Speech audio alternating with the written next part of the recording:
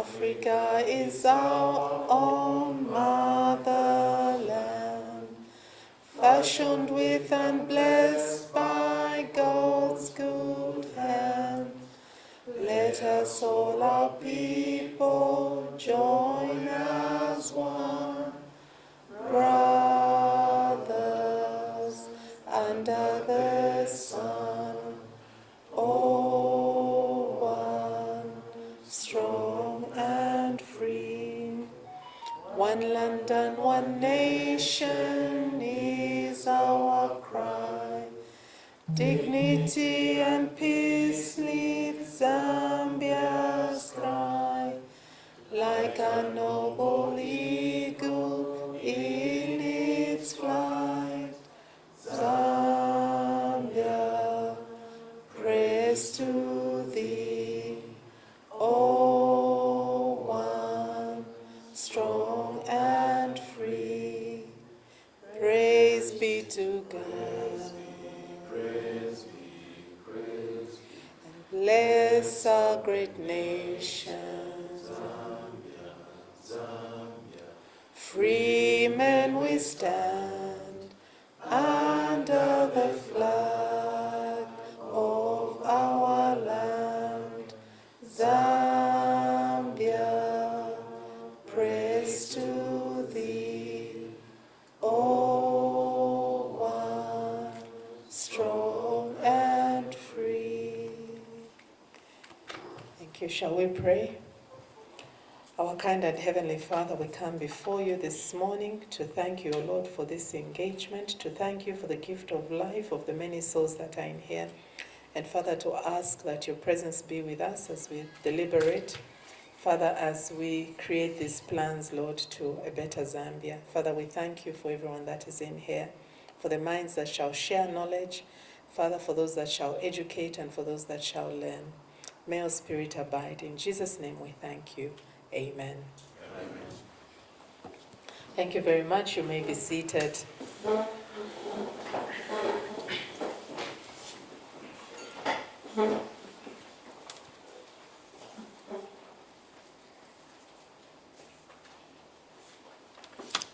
Okay, so allow me now to call upon our Director General from the PPD, Mr. Andrew Chipwende, to come and give a short opening remarks and invite our guest of honor, the Minister of Commerce, Trade and Industry, to give his opening remarks. Thank you.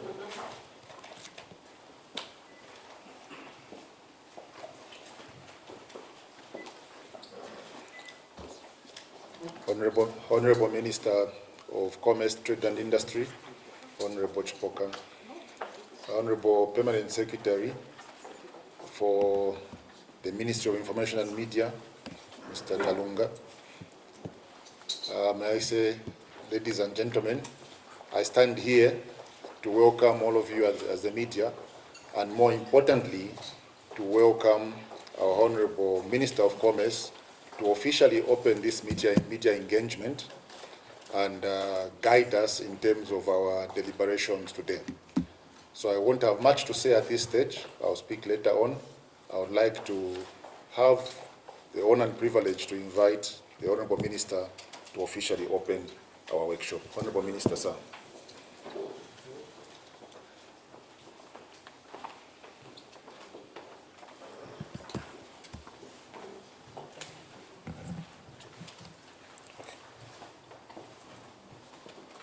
Thank you very much to the organizers of this event today, the Director General, Mr. Chipwende, to the financials and supporting team that we have, that's the IFC, represented by our beloved brother Peter from IFC, the Permanent Secretary from the Ministry of Information, Mr. Kalunga, government officials from various ministries that are present here, the media that are very important in our day-to-day activities, in disseminating information in everything that we are doing to the communities and to the world at large. Good morning.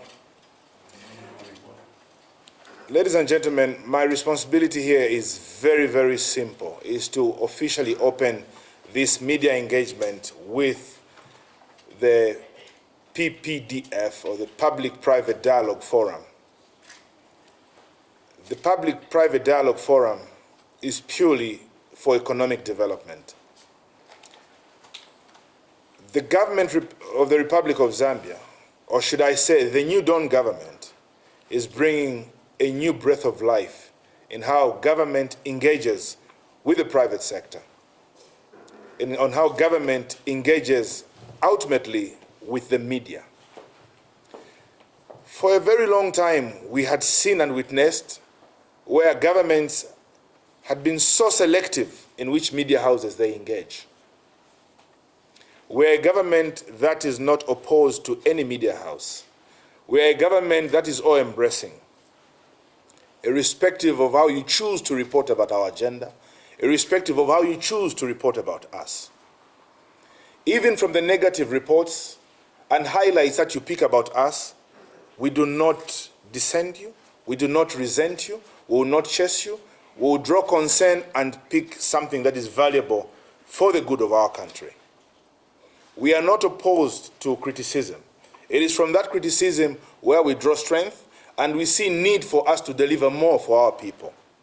We are a government that we do not wish to go and close media houses because they reported on what we have not delivered to the Zambian people. When we fail to deliver, you have a responsibility to give us in check, to put us in check, to put us in line. It is under this government, with His Excellency the President of the Republic of Zambia, that he has said, you cannot achieve tangible and meaningful development at the expense of media engagement. That's why the Director General, Mr. Chipwende, of the PPDF saw it fit that before we hold any other engagement forum under the PPDF, with the support from our brothers and sisters from IFC, is that we start with the media. The New Dawn government has premised its development on one thing: private sector-driven economy. To have the private sector be a part of our agenda of economic recovery. The media, you're more informed than even I am, that we are coming from an era where the fortunes of this country, who knows where they've been taken. Others, we are recovering them from houses, statues of money. But we need to get that into the hands of the economy.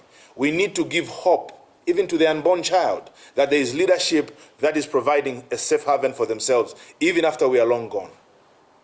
But to achieve this, we need the media on our side, on the people's side. We need the media to know what we are doing. For a very long time, we only send notes to say, come and cover us. The president is officiating, the minister is officiating. We want to put that behind us. We want, from inception of all the economic agendas, from inception of all platforms, regardless of the sector in which we are doing anything, the media must know about it. Then we'll give you a good platform on which you put us in check. We've commissioned projects which you do not even know who built it, at what cost, and for who. We want to start with you, move with you, and implement with yourselves. That is how important the media is to us. So we ask you, as we give you the liberties and the freedom to exercise your professionalism, your objectivity should never be compromised in any way. We are a government that is willing to learn even from yourselves. We are a government that is willing to draw lessons from how you cover us, from how you cover others, irrespective of what you are covering. We will not unleash hooligans and cadres on you. We saw it in the past, where media houses were thrown out of some certain meetings. We saw it in the past, where media players were beaten up. That's not who we are. We are friends to the media. And the Public-Private Dialogue Forum is an engine we want to ride on as a New Dawn government to make sure that we deliver to the aspiration of the Zambian people. For a very long time, you may agree with me, the Zambian entrepreneurs were shelved. Business owners in this country were foreign nationals, primarily from a certain region. Zambian business players had no platform where they could have their voice heard. It was government policy where only 20%, selectively of course, could be given to Zambians, while 80% could go to the others. We want to change the narrative. If in your own country you can only be given 20%, and that in very selective cases, where on earth would you get 50% or 100%? We want to engage the private sector, the Zambian business community, irrespective of your race, irrespective of your skin color, irrespective of your cultural background or religious background. As long as you are resident in this country, you are a citizen in this place, we'll bring you together to champion the development, the economic development agenda of this country. And that's why we created the Public-Private Dialogue Forum with support from the IFC.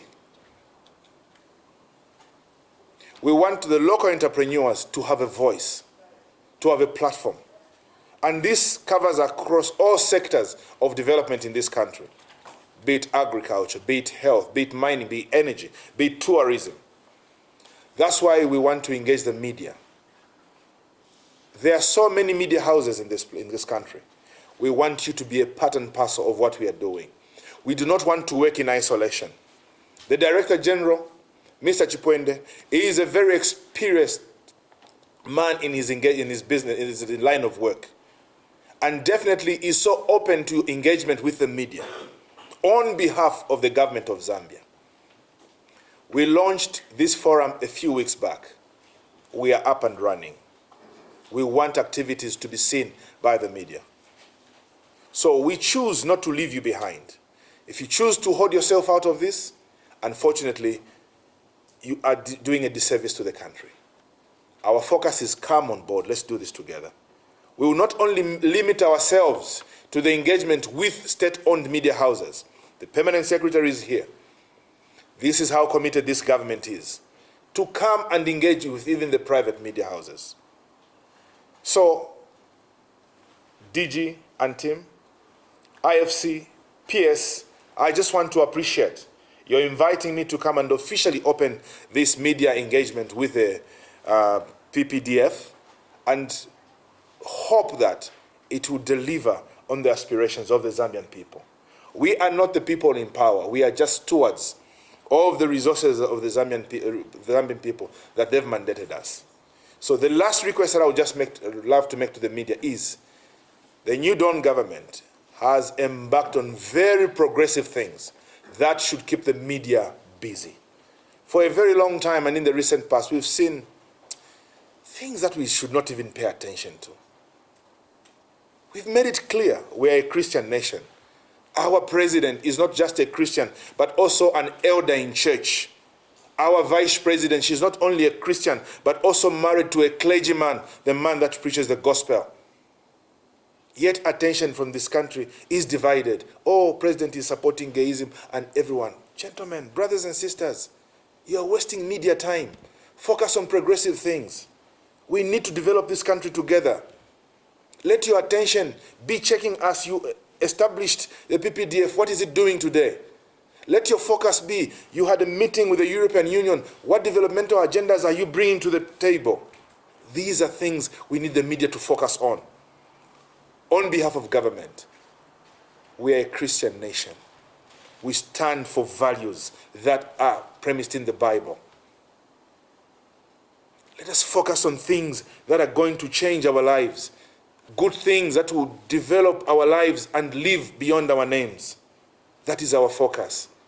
Let the media take note and provide a checklist of what we promised the country. Are we delivering? Are we achieving it? Let the media be agents that will change the mindset of the Zambian people to move from talking about mediocrity, but to talk about development agendas, things of purpose, things that will bring our country to be identified as a country that transformed itself from mediocrity into a sound economy. So you are important to us. We want to work with you, and we look forward to a very sound and robust media engagement with yourselves. The Director General, the Permanent Secretary from the Information, and the IFC are here to engage and interact with you. I look forward to hearing more questions that are so progressive for yourselves and the country at large as this forum is officially declared open. Thank you very much. Honourable Minister, I'm sure the media have gotten the message loud and clear. We may be seated. Fellow colleagues in the media, we've heard that delivery, and this workshop or engagement is officially opened. The Minister was categorical and very clear.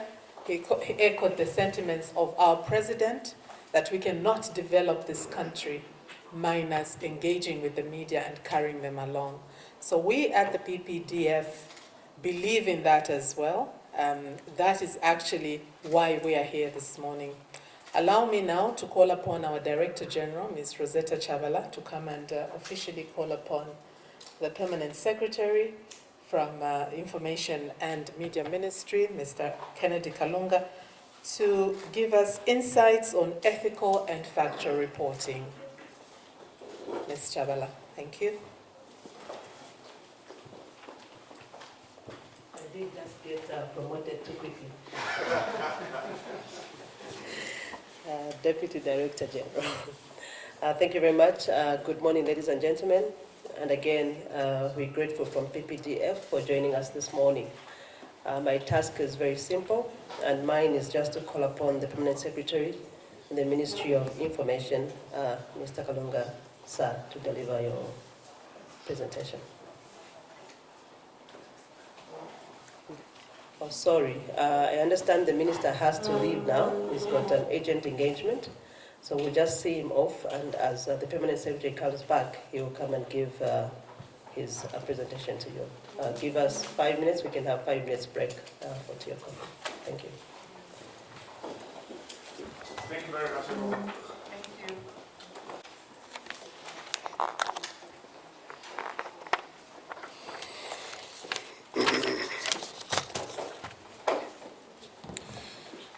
Good morning, everyone. I'll still address, since the meeting was opened by the minister, I'll still address him. The Honorable Minister of Commerce, the Director General for PPDF, the media representative here, distinguished invited guests, ladies and gentlemen, government has embarked on the landmark programs and projects to repair, recover, reconstruct the economy for the well-being of the people of Zambia. This can be seen on various engagements that government has undertaken since they came into office in the 9 months. They include repositioning, rebranding of the country as a prime destination for doing business.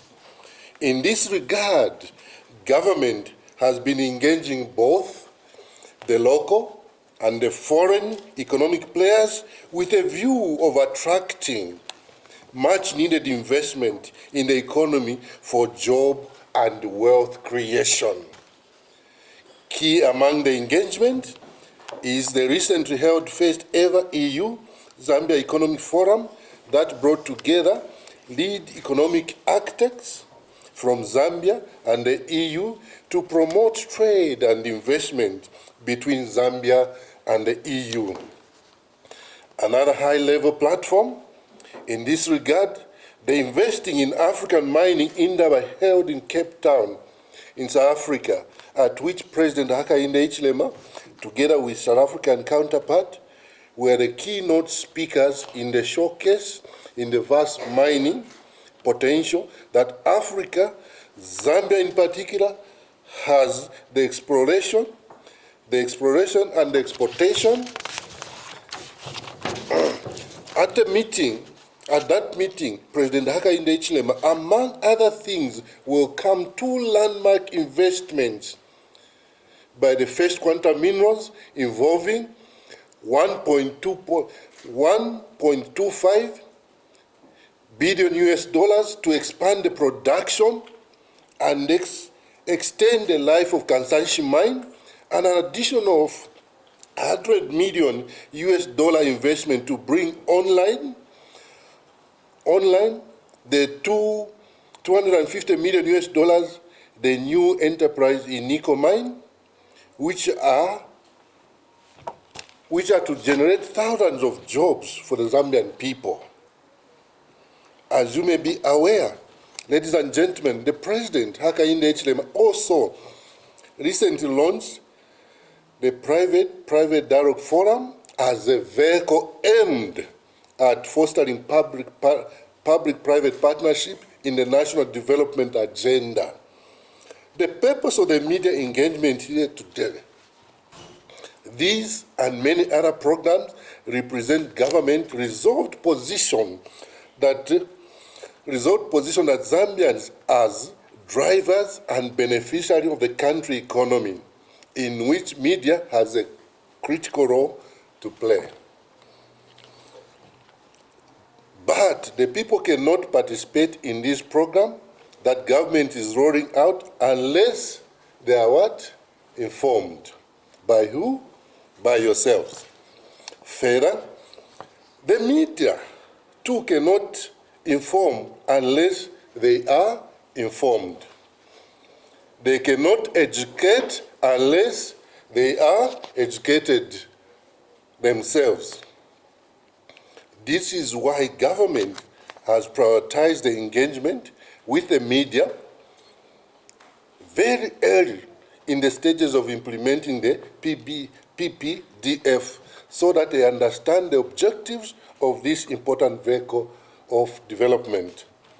More so, in view of fake news, in which is on the rise, we need ethical journalism to counter fake news, so that people are well informed and not misled and misinformed on the important national matters.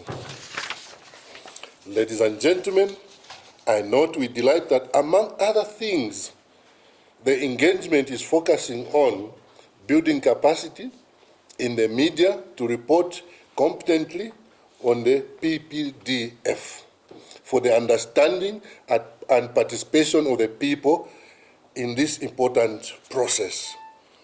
This is also in recognition of the importance of the media in the national development. I therefore call upon the media represented here and other countrywide to place a high premium on reporting on the economy and developmental issues that improve and impart the lives of the people. The media must realize that they should shoulder a very big responsibility of the agenda setting. As such, the media should desist from being carried away by trivial issues advanced by certain sections of society for personal gain at the expense of the national agenda that is meant to benefit the people of Zambia. The media must use their ethical and professional judgment to distinguish between the important issues and those that are merely made for narrow personal interest. The media is called upon to focus on matters that promote the progress of the country, matters that unite and not divide the country.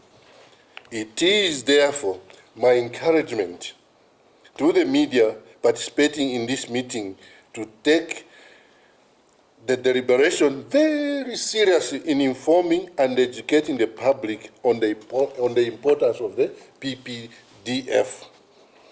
It is therefore my encouragement, I'll just repeat. It is therefore my encouragement to the media participating in this meeting to take the deliberation very serious in informing and educating the public on the importance of the PPDF. The Honorable Minister, distinguished ladies and gentlemen, I want to say thank you for coming here. We have an important role to play as a media industry. I thank you.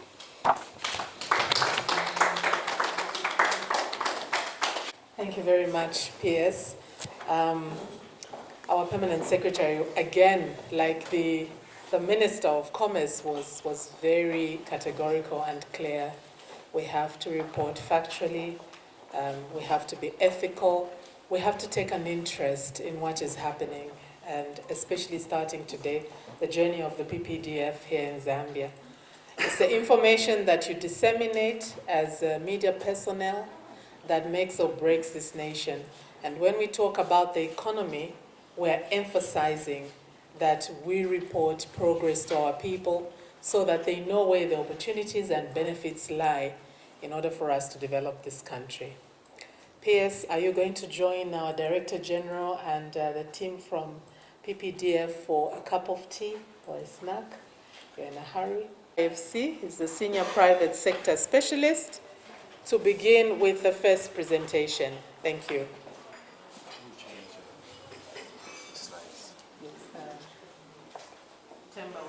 Right, okay.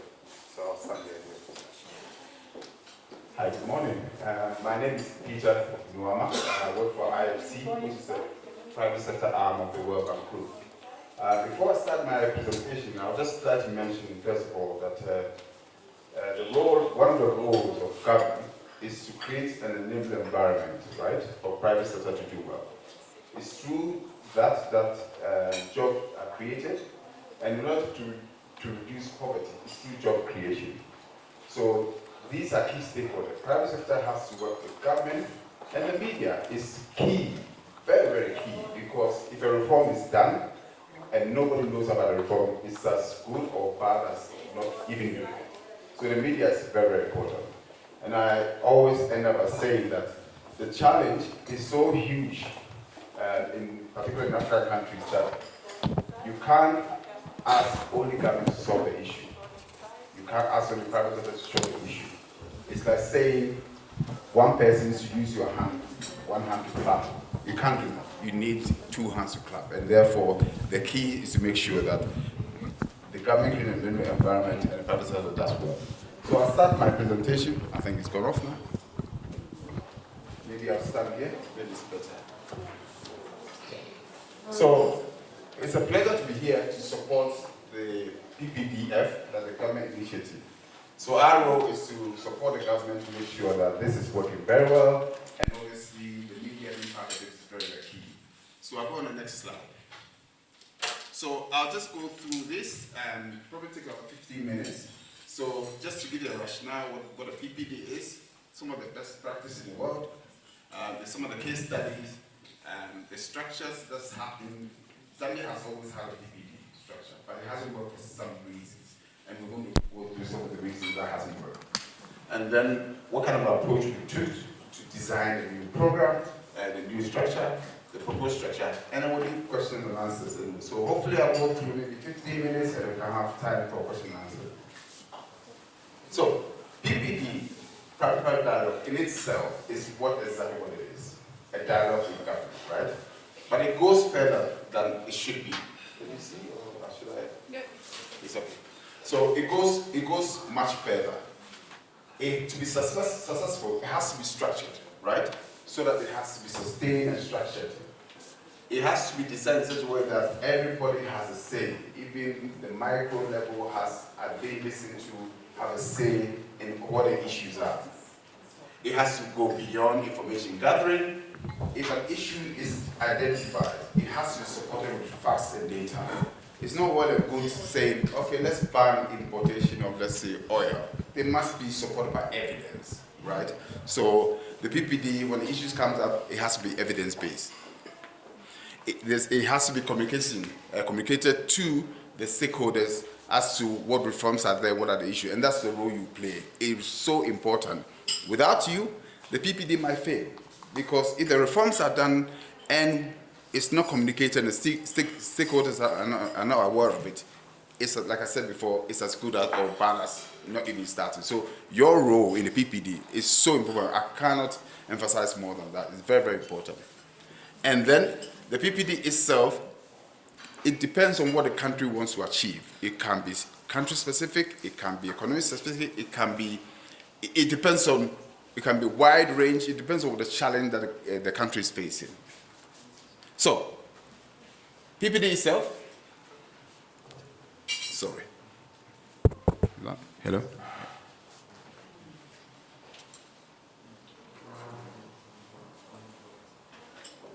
You want to take your time?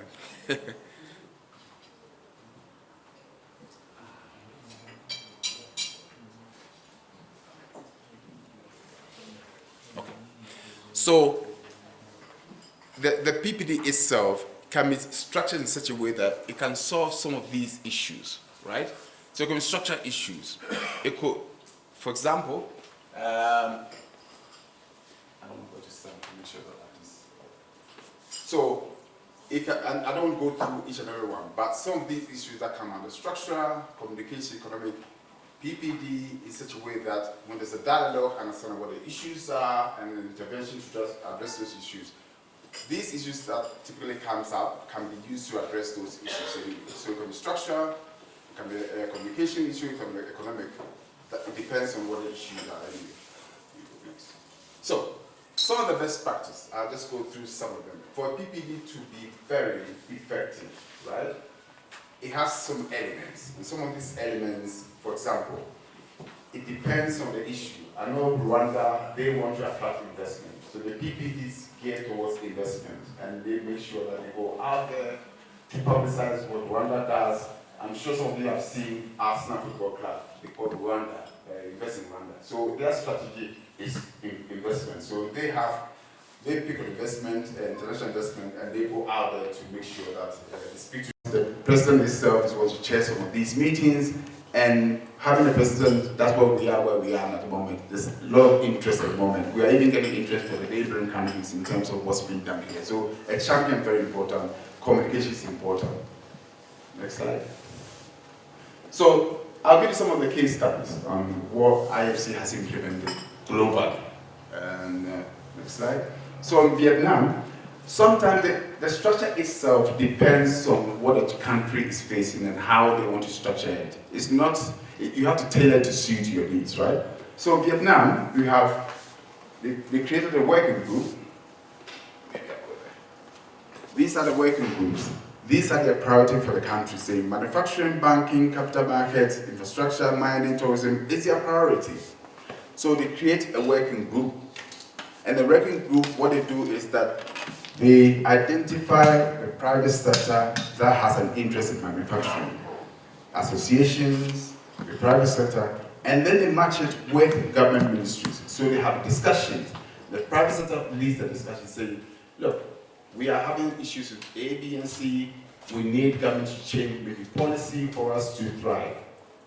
That issue is then discussed there. The ministry takes on board, have a dialogue, and then that issue, if they can take a decision at that particular point, at a working group, they will take the decision. If they can't, they will escalate it to a higher level, which sits, the World Bank sits there, consultation groups, Vietnam Business Forum sits there, and they're chaired by the Prime Minister. It's so important to have a Prime Minister or a President chair these meetings, because only when they call meetings, everybody attends because the President called the meeting, and that's one of the success of the champion. So this is the structure. They picked these working groups, and these are the correspondence ministries and the government agency and business association, government agency to address those issues. If that cannot be addressed, they escalate to the higher level for that to happen. So they've tailored it to suit their needs on these working groups. Next slide, please. So again, Cambodia, similar. They've used the working groups, and this is the government, the working groups there, and they have a correspondence. So in theory, the concept is the same, but what changes is government priorities. Again, it's chaired by the Prime Minister. Issues are discussed at that level if it cannot be taken here anyway. And here, the Secretariat manages each and every working group. Next slide. Rwanda is the same. Like I said, they are looking at inward investment. One of the key areas, the Secretariat is very key, and they put the Secretariat at, I think they put it in the Rwanda Development Board. It depends on where the country is. Some countries put in the Prime Minister's office, some put it in the government agency. It depends on where they feel the agency is much more effective. Next slide, please. And back to home now. I've supported the establishment of National Trade Facilitation Committee. It's been running for 4 years now, right? And we have working groups. So these are trade facilitation issues. So we have coordinated border management, risk management, timely study, single window. Issues are discussed, it's chaired by technocrats to discuss those issues. If they can't take a decision, it's escalated at a higher level where the permanent secretary sits with the secretary of cabinet. I'll give you an example of what happened 6 months ago. At the border, this private sector was complaining that when goods get to the border, before it gets to Lusaka, there are 14 checkpoints. 14. Now you can imagine, getting your goods early to sell is an issue, cost is an issue. Obviously you have to pay if they feel that you've broken certain rules. So 14 were checkpoints. 12 of them was illegal. It shouldn't be there, right? So a meeting was called, this secretariat called a meeting, which was called by the chair of the Secretary of Cabinet. They called the police, they had IGP, they called all the senior agencies to explain why there are 14 checkpoints. Within 3 hours, 12 was done with. It was illegal. This is the power of PPD. Issues brought, stakeholders to be discussed, and decision taken as quick as possible. If it happened that 14 checkpoints was illegal, then the law could have been changed for the 12 to be out of there, and therefore that decision would have been taken there, and maybe the Minister of Justice to be involved to draft an SI or a law that changes it. So the power of PPD is such that all issues that's raised by the private sector is listened to, is dealt with, and the key is secretariat, a follow-up. That is key, a follow-up to make sure that this issue is dealt with. And the secretariat is key in such a way that when the issue was reported, obviously they went to the border, they traveled the same journey, and they realized that's the case. So again, issues have to be investigated and making sure that it's rooted in data and facts. Next slide. So, some of the current structure, before we created our structures, I'll go through some of the challenges. Every PPD has a challenge. So our new PPD forum has learned a lot of lessons from what failures was before and what have been success before. Anyway. So next slide. So this was the old structure in place. 1, 2, 3, 4, 5 level of decision-making points. We had the working groups who then discuss meetings at this level. Then they report to the secretariat. The secretariat then takes the issue, if it cannot be addressed, to these two councils. Now, of course, at the moment, it's five decision-making points. So by the time this issue reaches at the top, if it has to be there, months and months, right? The key was that the secretariat was government, and therefore asking the government secretariat, who's also a civil servant, to hold the minister to accountable. That minister, you have to do this, A, B, and C. They couldn't, because in effect your job is on the line, and therefore they couldn't hold senior managers to account. Like a PA hasn't done what he has to do. Go to PA's office to say, you have to do A, B, and C. They wouldn't, and therefore issues were not addressed. So this here became a talk shop. Talk, nothing is done. People stop coming to the meetings because it's a talk shop, nobody cares. Private sector has time. Time is money for them. They don't want to waste time coming here, have a conversation, and then nothing being done. So it became a talk shop. The cabinet office, chaired by the PS, was a permanent secretary, and therefore calling other meetings, other people, PSs to come to a meeting was a challenge. Other PS will feel, you know, with the same level, you can't tell me to come to a meeting. And that was another issue. So some of these issues were deep-rooted in political economy, issues that it wasn't functioning, and therefore became a top shop, and nothing was being done. So the structure has always been there, but it hasn't functioned for various reasons. I'm just giving you two of them. Next slide. So, some of the failures that we've learned lessons from. It was the PPD was perceived to be favoring certain people and not others. And we all know previously they go back door to speak to policymakers to get what they want from them anyway. And therefore the ordinary person didn't get a look in. So there was that perception. We call it state capture. Two, policy inconsistent. In 2016, Zambia was downgraded by Standard & Poor's. Standard & Poor's is a credit agency, right? Now, if a country is downgraded in your credit, it's just like being downgraded in your credit rating. If you go back to the market to borrow money, it becomes expensive because you're not reliable. So it's very key. They downgraded for policy inconsistent.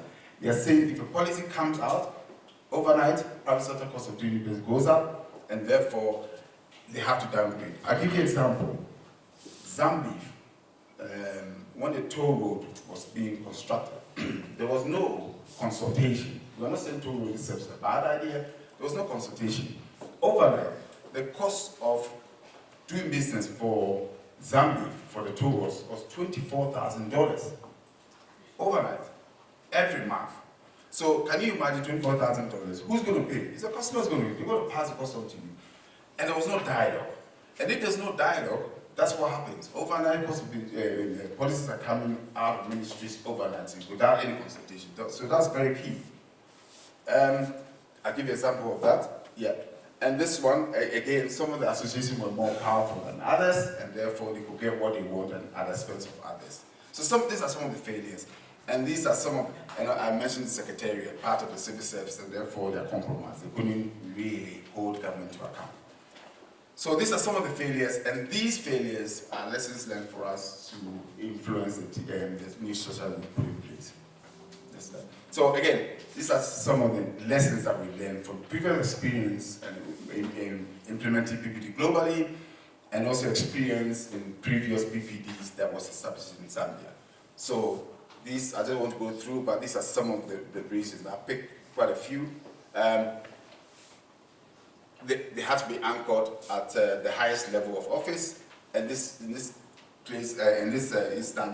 it's either the State House or Cabinet Office. I think it's either one of the two anyway. And these are, I'll share the presentation with you, but I don't want to waste time to go through all of them. Communication is part of that, we've learned that, and then the media awareness, that's why we are here today. So these are some of the lessons we've learned.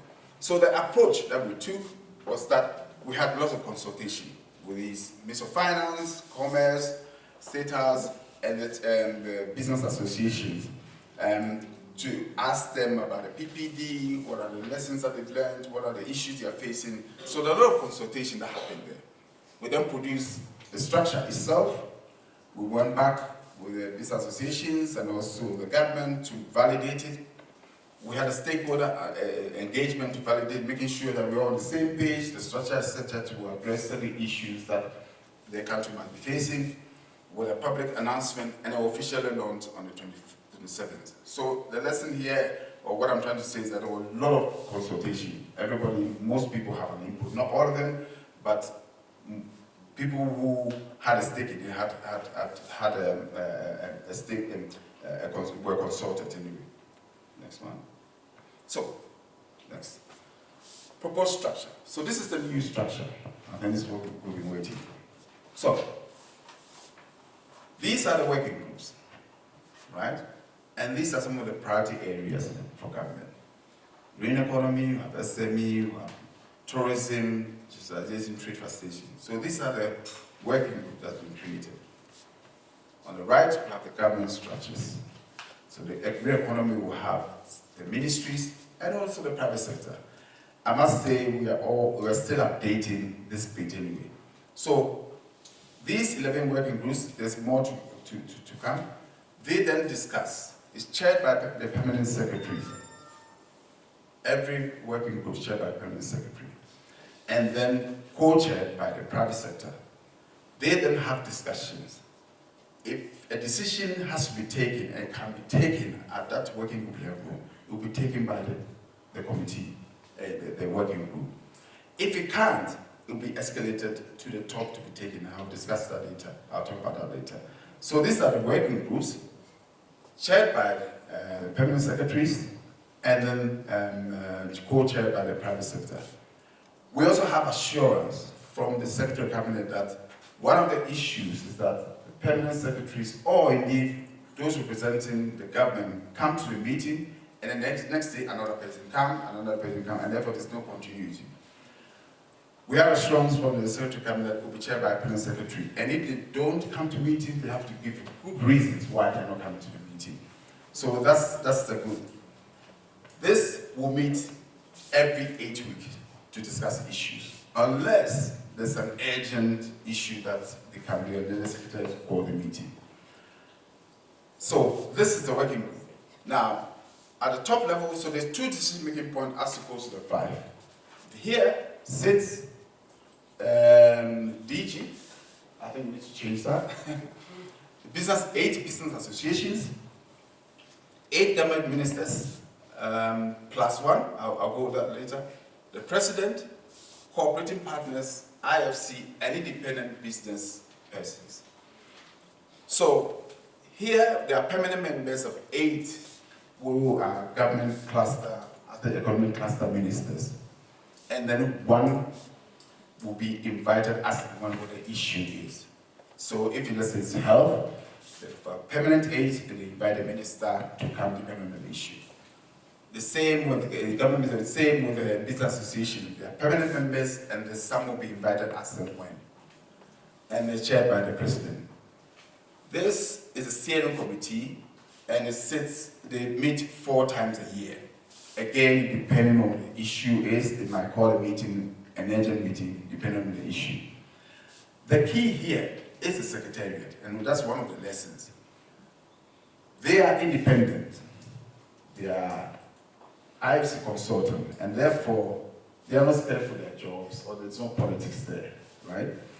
And the lessons we learned is that these guys who hold government to account. For example, if there's a meeting and there's an action point that's been done, it's supposed to be done and it's not, they can go to a minister or permanent secretary to say ABS hasn't been done, and therefore the meeting's going to be called. The key is checks and balance. If they haven't done what they have to do and it ends up here, we know who's not doing their job and know who's doing their job. And that is where the challenge is, and that's where the opportunity also is. We made it clear to the cabinet and the president that we'll find somebody who will challenge government if they haven't done what they're supposed to do. And we found that in the DG, and and the deputy. They are very tough people, and they're going to make sure that everything that is asked to be done before a meeting is done. If not, we will present it as it is at that level. So this is what the structure is, and I'm sure there will be, I don't want to go into more details, I'm sure there will be questions and answers, and so I'll leave it for now. Also, there are cross-cutting agencies like land, land, you have gender, home affairs. They will then become part of these working groups as and when. But gender is one of the key issues. I think for this also taught us a lesson in terms of there are not a lot of women represented. We found that out, and therefore the government's aware of that. That's been highlighted in terms of even the representation. So I'm sure they're going to address it because it's come up. Gender is very important anyway. So maybe go on the next slide. So the proposal is, I think I've discussed that already. We need to have a champion. This is going to be based at the State House.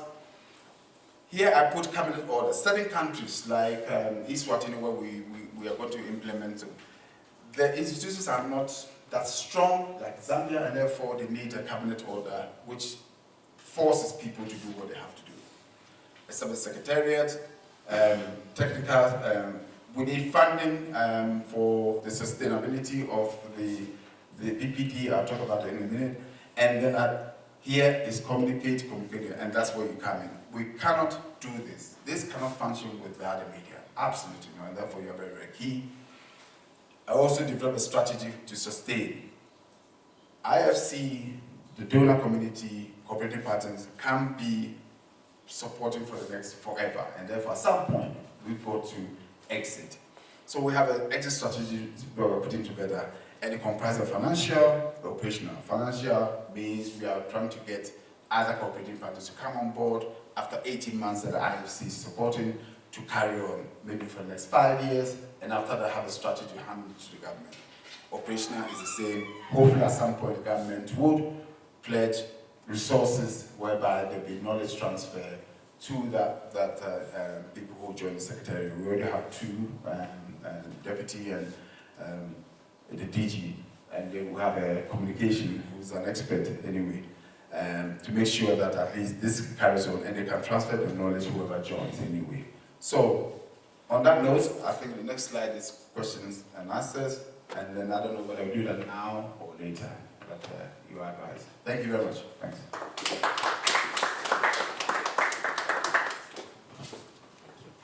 Thank you very much, Peter. Can we give Peter another appreciation, please? I know that we work on our phones, but I will really ask for your indulgence. You know, we, the media, are always condemned. Today's journalists don't know how to write, they don't research, they are not reading.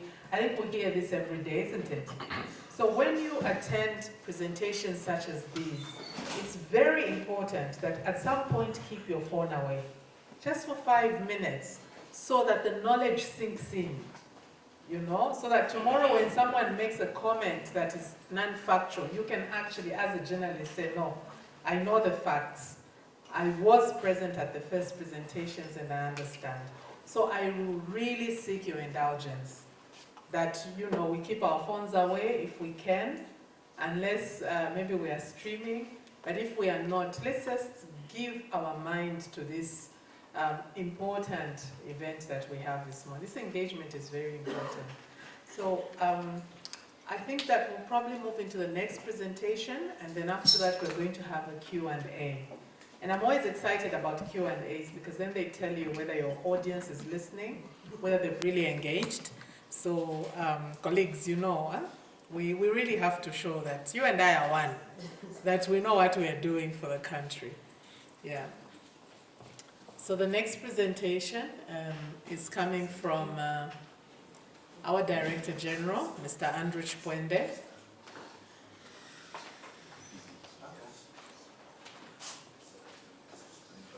Who is actually giving us the next steps for the PPDF in Zambia.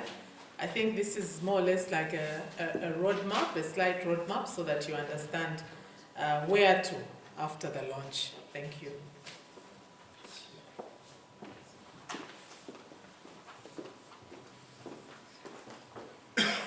Still morning, so good morning, colleagues from the media. Good morning to our Secretariat, IFC team. I think the officials from the Ministry of Information are also present. We also welcome you and thank you for joining. Unlike what my boss has said, that I talk about the next steps, I think that is one of the advantages of being the Director General, because you can let the thinking and all the hard stuff be done by your experts, by Deputy Director General, Mrs. Chava. I think she's done a lot of thinking and covered all these next steps and working groups and all the technical stuff which are very difficult for me to understand, whereas IFC have also presented in terms of the whole setup. So what I thought I could do was that maybe I just would just try and step back a bit to try and look at why this PPT has come up. I think so far we've been listening to a lot of the technical stuff, the structures, a lot of research from other countries, a lot of work which has been done by the IFC. But I thought maybe we could just try and bring you closer to home in terms of where we are in the country and what probably has motivated the government, the president, to launch the PPT. I think, in summary, if you look at the economic rationale of why the PPT, I think Zambia, we are all aware, last 2 years has been affected by the effects of COVID, impacting on business. We all know that the economy has been declining. If you look at the numbers, compared to where we were in 2011 to last year when the new government came into power, the size of the economy has remained the same. Population has increased. GDP size has remained 20 billion in 2011, 19 billion after 10 years last year, which means the economy actually shrank. We know that we've been borrowing as a country. When you borrow, it means you're now spending more money repaying your debt. The Minister of Finance has talked about it in his budget, and less money on the social sectors, less money on education, less money on health, less money on infrastructure. We've seen increasing inflation the last 10 years. Single digit, 2011. By last year, we are well up in the double digits of inflation, 17, 18%. It's now dropping a bit. Last year, despite record prices in copper, that's a time we should have really been pushing to increase production, but production dropped. Is it by 21,000 tons or something? It means there must be a structural reason, and you saw some action or steps taken by the Minister of Finance in the budget, but more can be done. But with an acknowledgement that there must be structural issues, because if prices are good, that should be an incentive for you to produce more. But why was there a decline? There must be something wrong. If you look at infrastructure, I don't know, last 10 years, 11 years maybe, if we've had any new infrastructure coming through from the private sector in the energy sector, apart from, again, government-funded borrowing, where we're putting stress on us as taxpayers to finance things like Afua Gorge. People who are running private sector projects, Lufubu, Lunsemfo Hydro, Zambians. In Chipata, I think there are so many solar projects being developed everywhere, but none of them are coming into the grid. Why aren't they coming on the grid? Zambians are running these things. Zambians are running mining, exploration, but they're not producing. We see complaints all the time. Why aren't we seeing Zambian participation? The Minister of Commerce touched on it in terms of the importance of Zambian participation in the economy. We saw nationalizations happening, and I think a lot of us were even celebrating. In the media, big headlines, Zamtel taken over. Oh, railways taken over. Oh, this has been cancelled. Oh, the private sector has been told off by a government official there. All that does, even if we celebrate in the media, it affects the capacity to create jobs. If it's not just foreigners who get affected.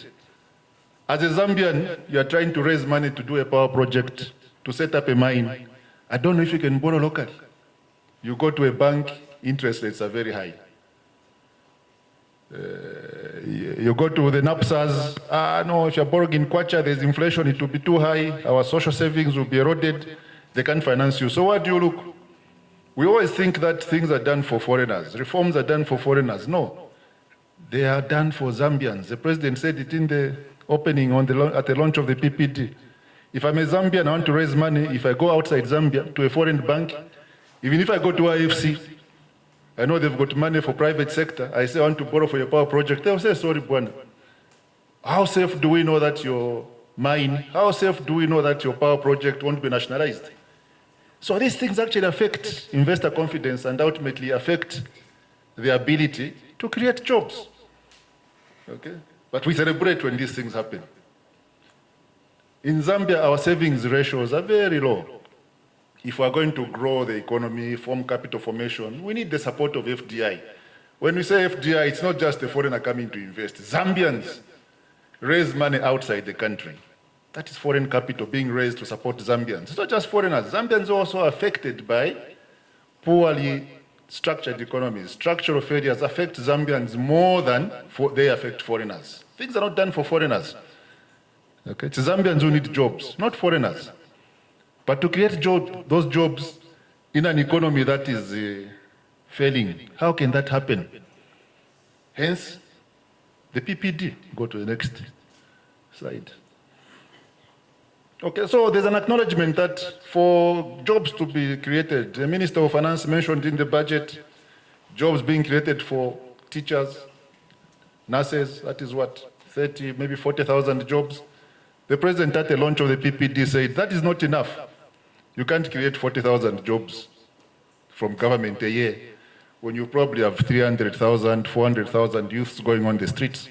So the rest has to come from the private sector. But the private sector is not growing, it's shrinking, mining is dropping, power projects are not coming on stream. So what happens? The government is saying, we need to reform for us to grow the economy. That is one of the reasons why the PPD has been brought. But in doing these reforms, Peter said it earlier, consultations, structuring, and so on.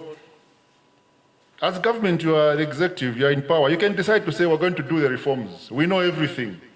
Governments have done that before, not just in Zambia, everywhere around the world. They can choose to say, we're going to decide what reforms we do, how we do them, which sectors, what policies we put in place.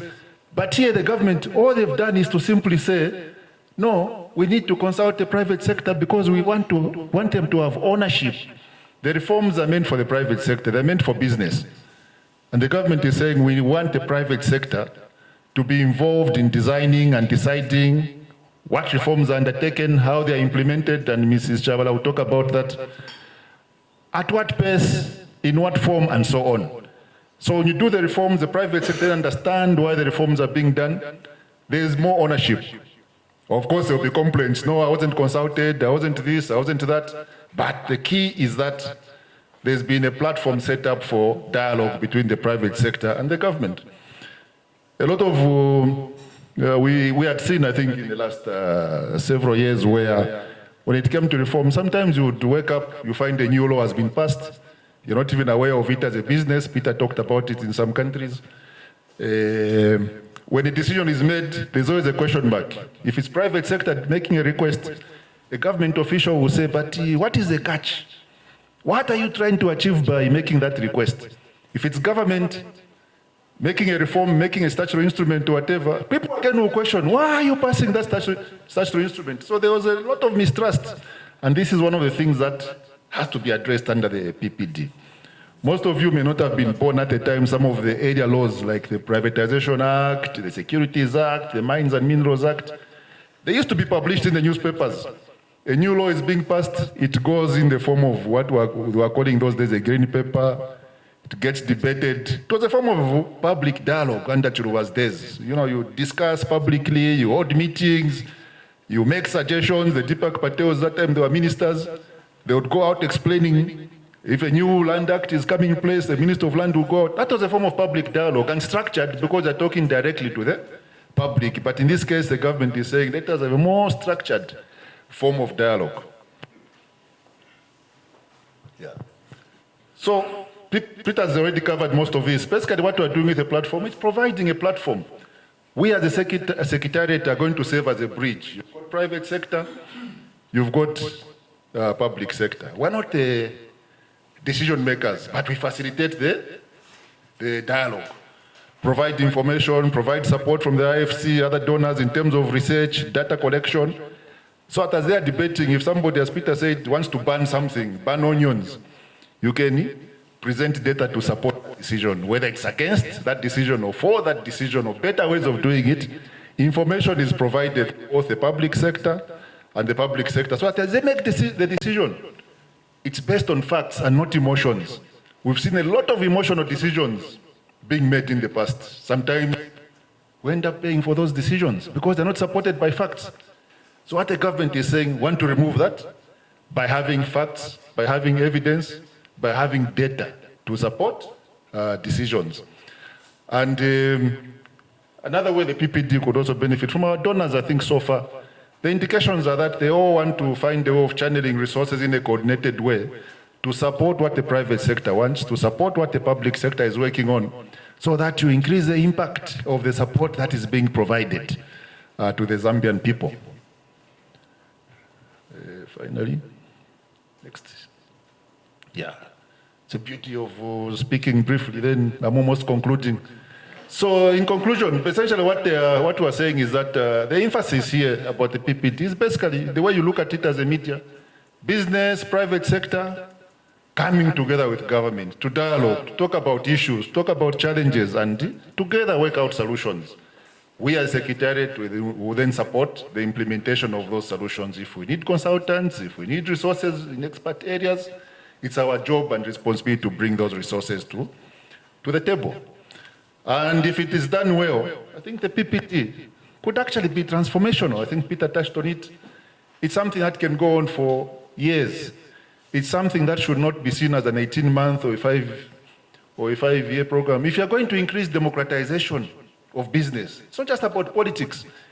Around the economy, there should also be democracy in terms of making decisions. And this is what the PPD is trying to achieve. And this is what the government is saying. Come as private sector, let us dialogue. And I don't think there's anyone in this room who will think dialogue is a bad thing. Why should we just leave it to politics and not on economic matters? Shouldn't dialogue be happening on everything? And I must conclude now by just saying the importance of the media in communicating the challenges, the importance of the media in communicating progress, the benefits as you are recording them, as we start implementing, cannot be overemphasized, because as Peter said, if these reforms are not being communicated, the results are not being communicated, people won't know. Businesses won't know what is happening, and the reforms will mean for very little. So your role as a media cannot be overemphasized. Thank you very much for your attention, and we'll be taking questions as we go ahead. Thanks.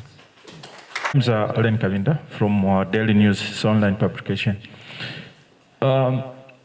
In your recommendation, I want to find out, sorry I came late for the last presentation. I want to find out, from your observation, we have seen that some government, past government and current government, they always make pronouncement that we are engaging in private sector. So now, what is it lacking from the government for you not being engaged in this national development in other sectors?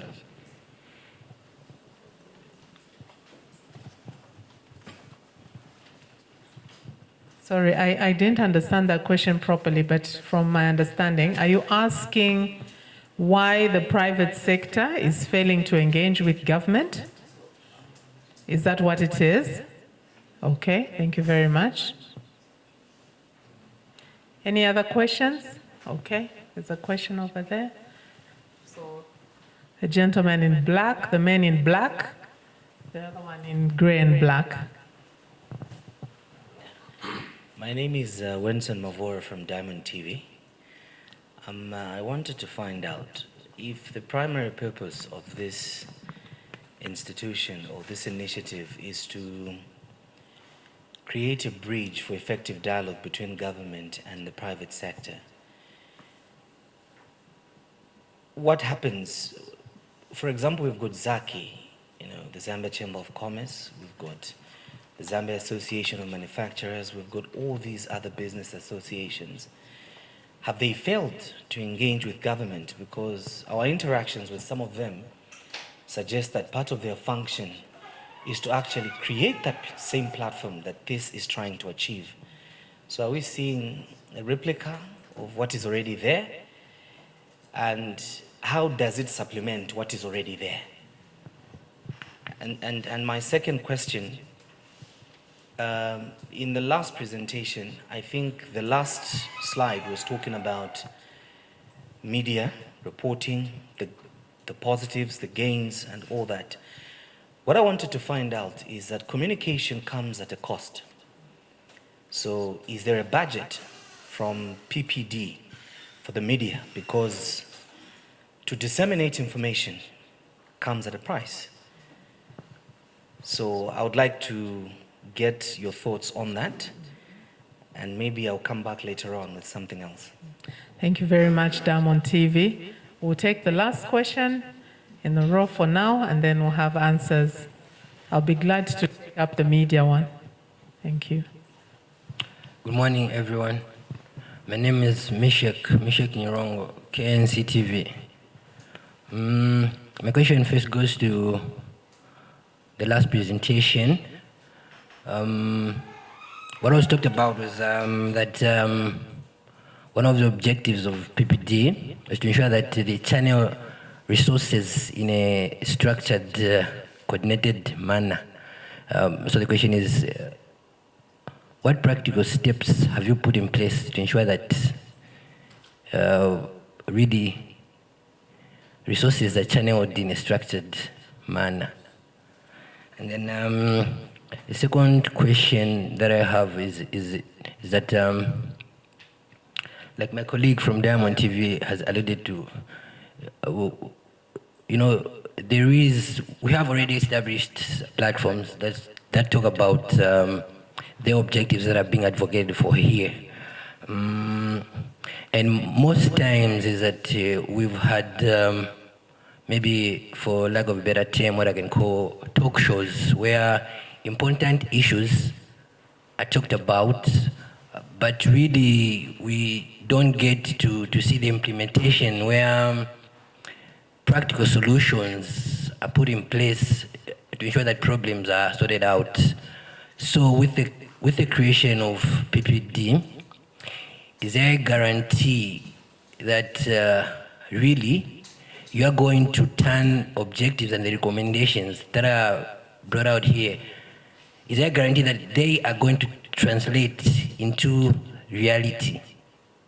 Thank you. Thank you very much. We'll have some feedback. Tim, who would like to go first? The first question was, why is the private sector not engaging with government? The second was on platforms that have been set up already, Zaki, ZAM, and the like, and we're seeing a replica in the name of PPDF. Communication comes at a cost was a third one. Do we have a budget? And the last one from our colleague, Peter. Hi.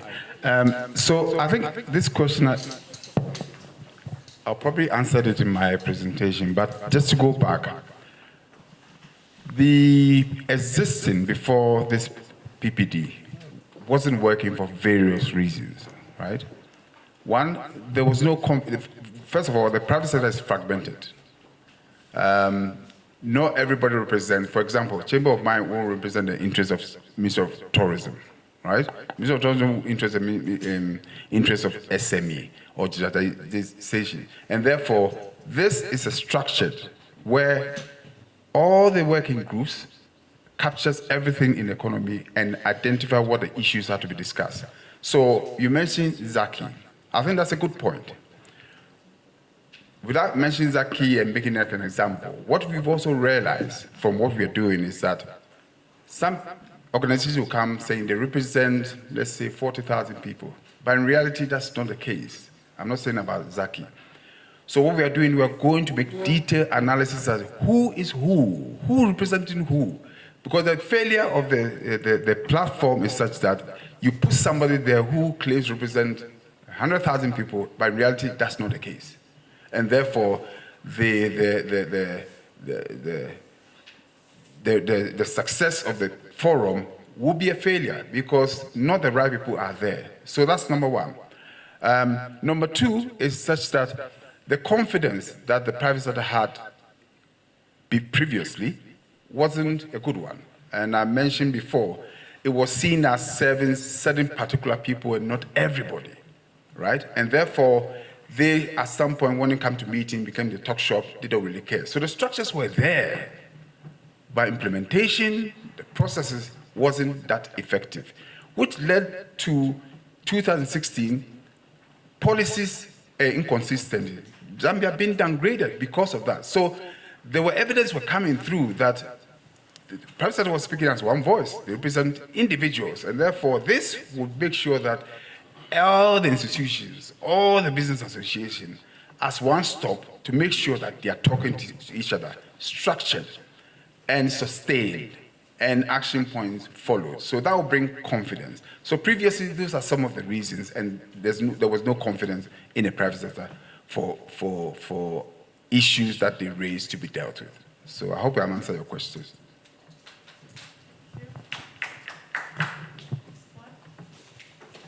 I think from the questions which have been posed, I think our communications director will handle the one on communications.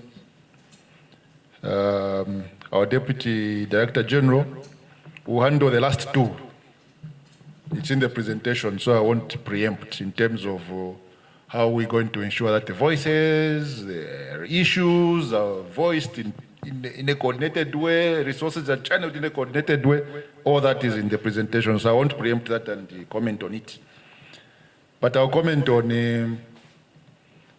the first two. I think Peter's answered the why private sector is not engaging, and I think that was well explained in terms of the lessons we've learned from what happened. I think the only thing I can say, maybe to simplify what the PPD is all about, let's not make a mistake and think PPD is an association. PPD is something set up by law, like we have IDC, we have ZDA, we have all these ERBs and so on. No, PPD is not an association. It has no members. Okay, secretariat, as you see it, small, then you bring in specialized people to assist. Like I said, it's a platform. A platform is what? It's like a table. The way you're sitting on that table. A table will bring different people around it. To bring Zaki, to bring ZAM, to bring government, to bring tourism council, to bring small and medium enterprises, to bring CATS, civil society, ZNFU. There are so many people in so many different sectors. If you can choose to say, okay, let's not have PPD, what are we going to have? What we've had in the last years where nothing has really been happening. Private sector talk, nothing happens. And when things don't get done by government at times, let's not make a mistake and think, oh, the government doesn't listen. If I'm sitting as Tourism Council or as ZNFU, I take an issue to government, I'm going to present that issue on the basis of my membership. If I'm Zaki, I take an issue, I'm likely to present that on the basis of my membership. I won't speak for chambers of mines. I won't speak for tourism. I'll speak to my members. That's why I'm elected as an executive of an association. And that's why sometimes government doesn't act, because you will see that in Mrs. Chabala's presentation. At times, you will think you are presenting a solution, but that solution could have negative impacts. It helps you as one segment of the economy, but has negative impact on another. Okay? Another segment. But here, as Peter said, you are trying to bring evidence, information, set up working groups. In the structures, you'll see that there are institutions that are cutting across all sectors. If Zaki is raising an issue here, it affects mines. Because of the convening power of PPD, you can call the Chamber of Mines, you can call the Ministry of Mines before a decision is made. So at everybody's head, you look at the impact, research is done, evidence is gathered before making a decision. So very far from saying, no, it's trying to replicate what is there. There is no such structure at the moment. We have got individual associations, as Peter said, fragmented. This one is talking from their own individual interest as an association. At times, even have very strong businesses who go out and advocate certain things because they've got access to government. So they are strong, they're able to talk. What about a small person running a honey collection thing in Kabompo, collecting honey, is keeping bees and things like that? Who's going to give that person a voice? And the president said, I want that person to be given a platform to voice their concerns, to voice the issues that they want addressed under the PPD. So this is a platform that is far-reaching beyond our traditional associations. The associations that you see, they'll be members of the working groups. They'll present issues as was outlined. And it's not a replication. It's a totally new platform that will give confidence, or meant to give confidence to private sector, meant to build trust in government that when they're talking to these private sector people, because there's evidence, they're not bringing vested interests to be addressed through reforms. We've seen that in other countries. What you're bringing is something that is going to address the benefits of the broader private sector once implemented. Thanks.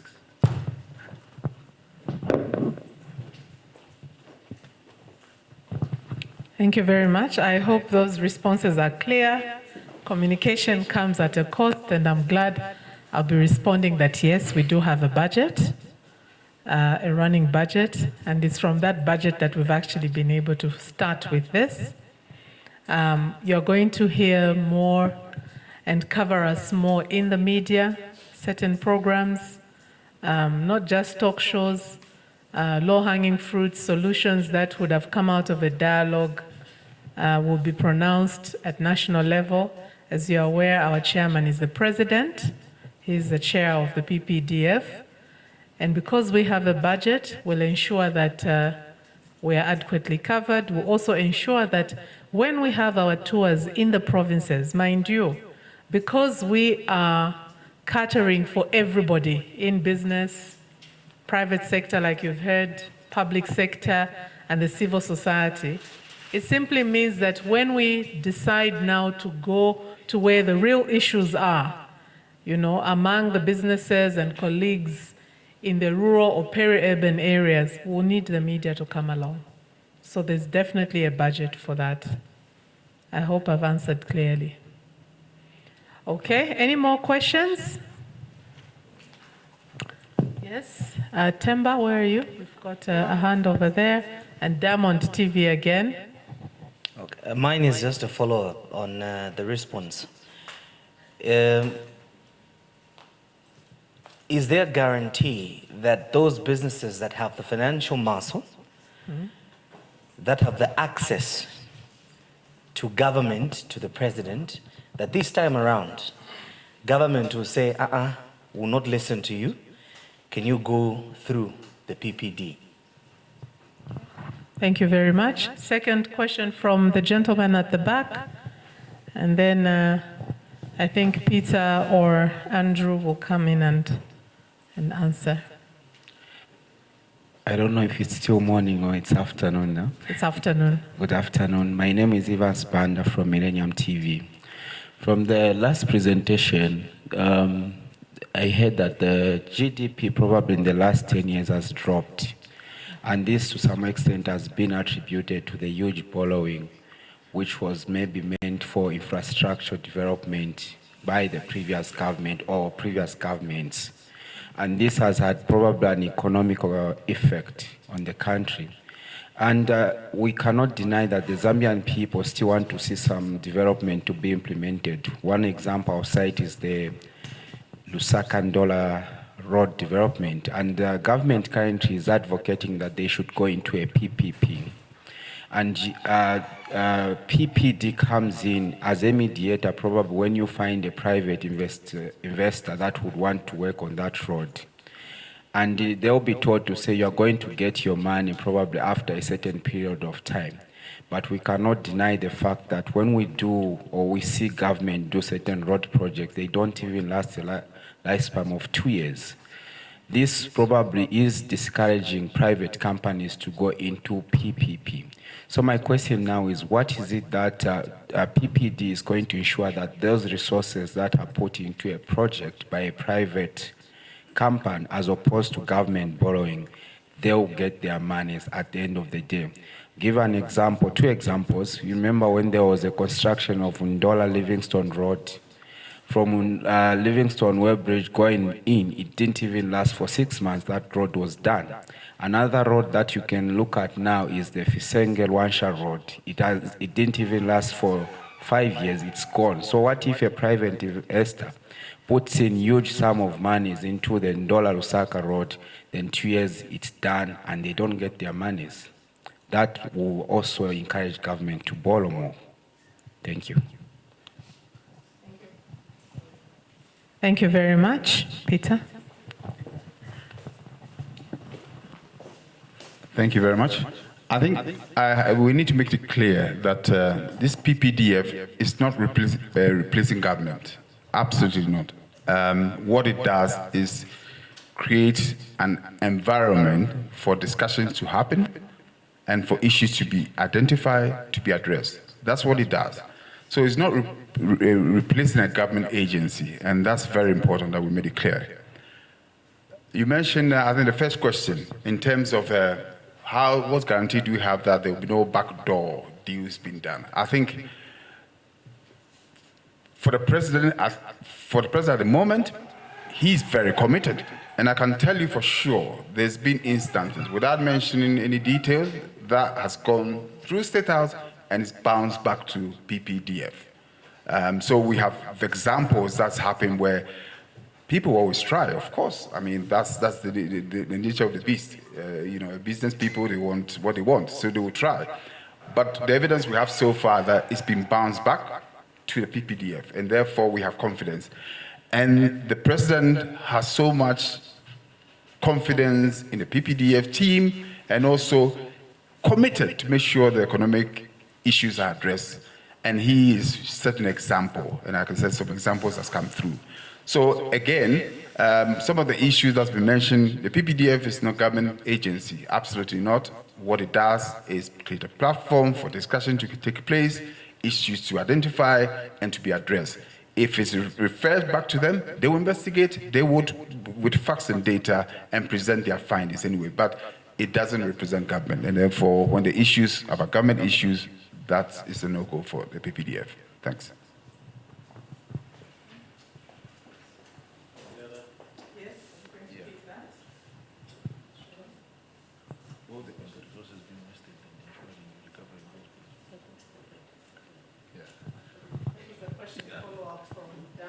Yeah, I think, again, Peter said it. We're not replacing government departments as a PPD. It's a platform, create an enabling environment. PPD is not there to deal with transactions. Okay, you've got institutions that deal with procurement. You've got institutions that deal with these PPPs and so on. It's not our role. We're a platform. Peter said, we're not taking away from government. Government institutions continue to run.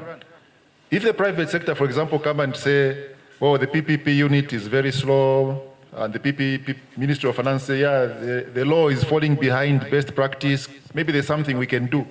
Then we can facilitate that discussion between the private sector and private sector and government and the public sector to make a decision in terms of what improvements can be done around the environment surrounding the participation of private sector in infrastructure.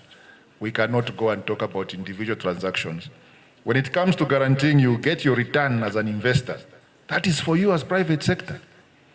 Nobody will come and guarantee that, no, if you invest in a road, if the road gets damaged in 2 years, you lose your money. Nobody can guarantee that. If you're building a house, you're building a hotel like this one, will government come and say, no, you're building a hotel, we'll help you to ensure the hotel doesn't fall in 2 years. No, it's for you to ensure that you've got quality concrete, quality contractors, and so on. What the PPD will do to provide an enabling environment to know that you are making a good return, there's predictability, and things like that, which the private sector needs in the long run. But not to go into individual transactions, that is not the role of the PPD, no.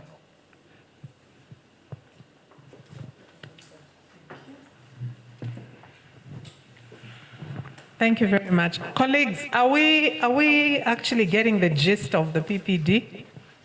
Are we understanding? Are issues clear? Yeah? Are we sure? Huh? And even in the media, remember, we have so many issues, isn't it, that need sorting out. So we're actually going to have a technical working group, a media technical working group. Yeah, that will bring together private media and public media. You hear that, eh? On one table, and say these are the issues that we are faced with. Let's iron them out. And the regulators, we are always crying about IBA as broadcasters, especially in the last regime, IBA this, IBA that. There's so many licensing issues, isn't it, that we need to review, right? So those were the technical working groups you were seeing and the parties and all. But of course, when Rosetta comes on next, she'll be able to give detailed information. Do we have any more questions? Any more clarifications? Yes, Lucky.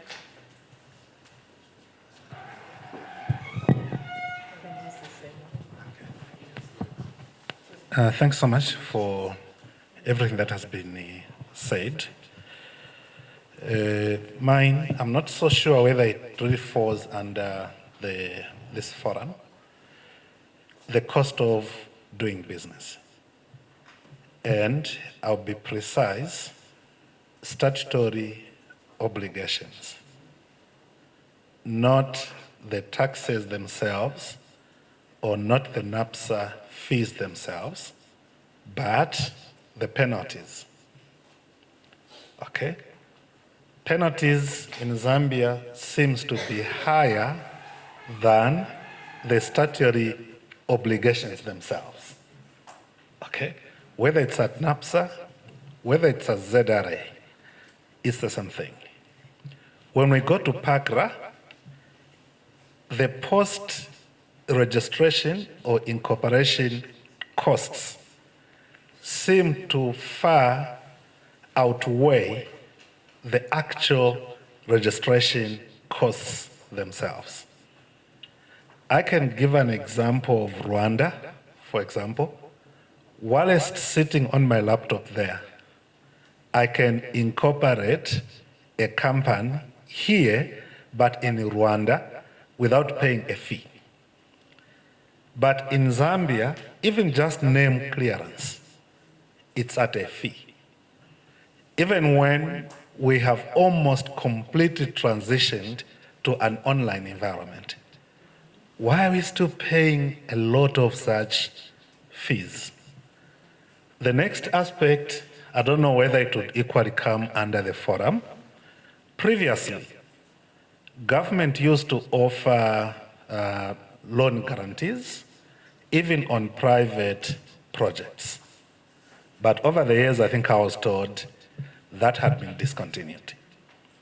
The cost of money in Zambia is way too high, whereas in the region, even South Africa, from the private sector, you are able to organize a loan of maybe 2% for 25 years in Zambia, which is basically impossible.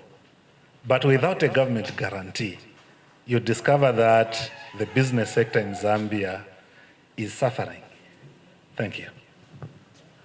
Thank you very much. Peter? My goodness, I'm so glad you raised that issue, right? Now, can you go back the structure? Yeah, okay. So, if you look here, there's a business environment working group, right?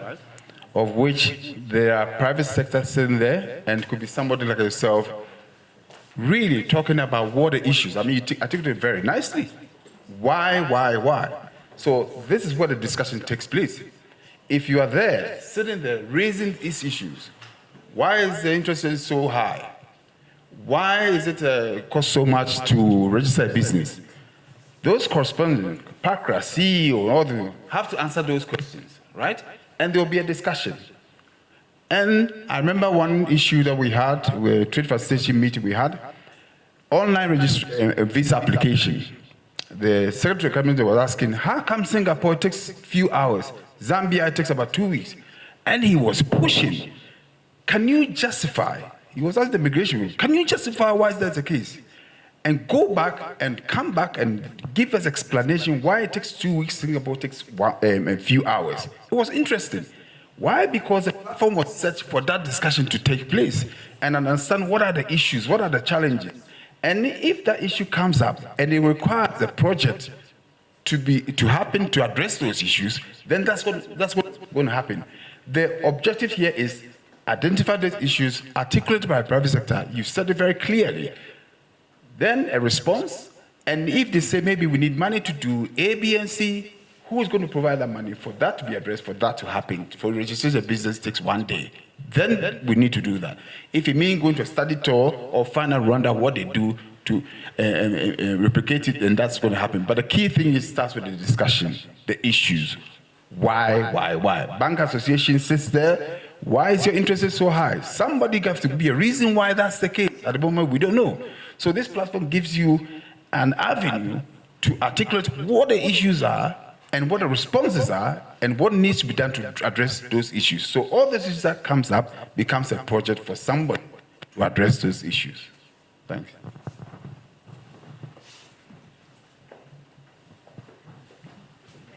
On TV, we'll take a last one from you. Yes, and this is good because, look, we need the questions, colleagues. We need them. This is, you know, when you're in the formative stage, right? The formative stage can either make or break your end result. Yeah? So we need the questions so that we are informed even as we start crafting our strategic plans, the communications plans, the whole over organizational plans, you know, it's reporting plans, yes, and also prioritization plans. What issues do we pick out first? Please go ahead. Okay, just on the table, the diagram that was just from seeing, I know I came a little bit late, so I could have maybe missed one or two details, but I just wanted to find out, from what I'm seeing on the top there, business associations, government ministers, the president, do we have anywhere where the media has representation there? By shaking of your head, That's a very interesting observation. yeah, because if you say this now, I'm beginning to wonder. Yeah. We are falling under, I know we are on digitization. Where is digitization? So why are we not there? Here we are, digitization. So why are we not there on top there? On top there, but you have a ministry. You have a ministry, so government ministries, information and media is our ministry. There you are. You and I are in here. Okay, that's where we are. Yes, we are in there, and then in the technical working group, we're in digitization. Okay. Under digitization, we're going to have a On the technical working group, I think you handled it very well. Yes. There I was actually, but I just, there at the top, that's where. See, information and media. No, because you see, if you are going to come here and tell us that we're strategic partners, we're key, Yes. I want to understand the significance. If a business association, which is key and strategic as well, can have a place there, why not us? And then secondly, media owners. If I look around in this room, I think most of us here are employees. I think from the private sector that is. I know government, that's a different story altogether.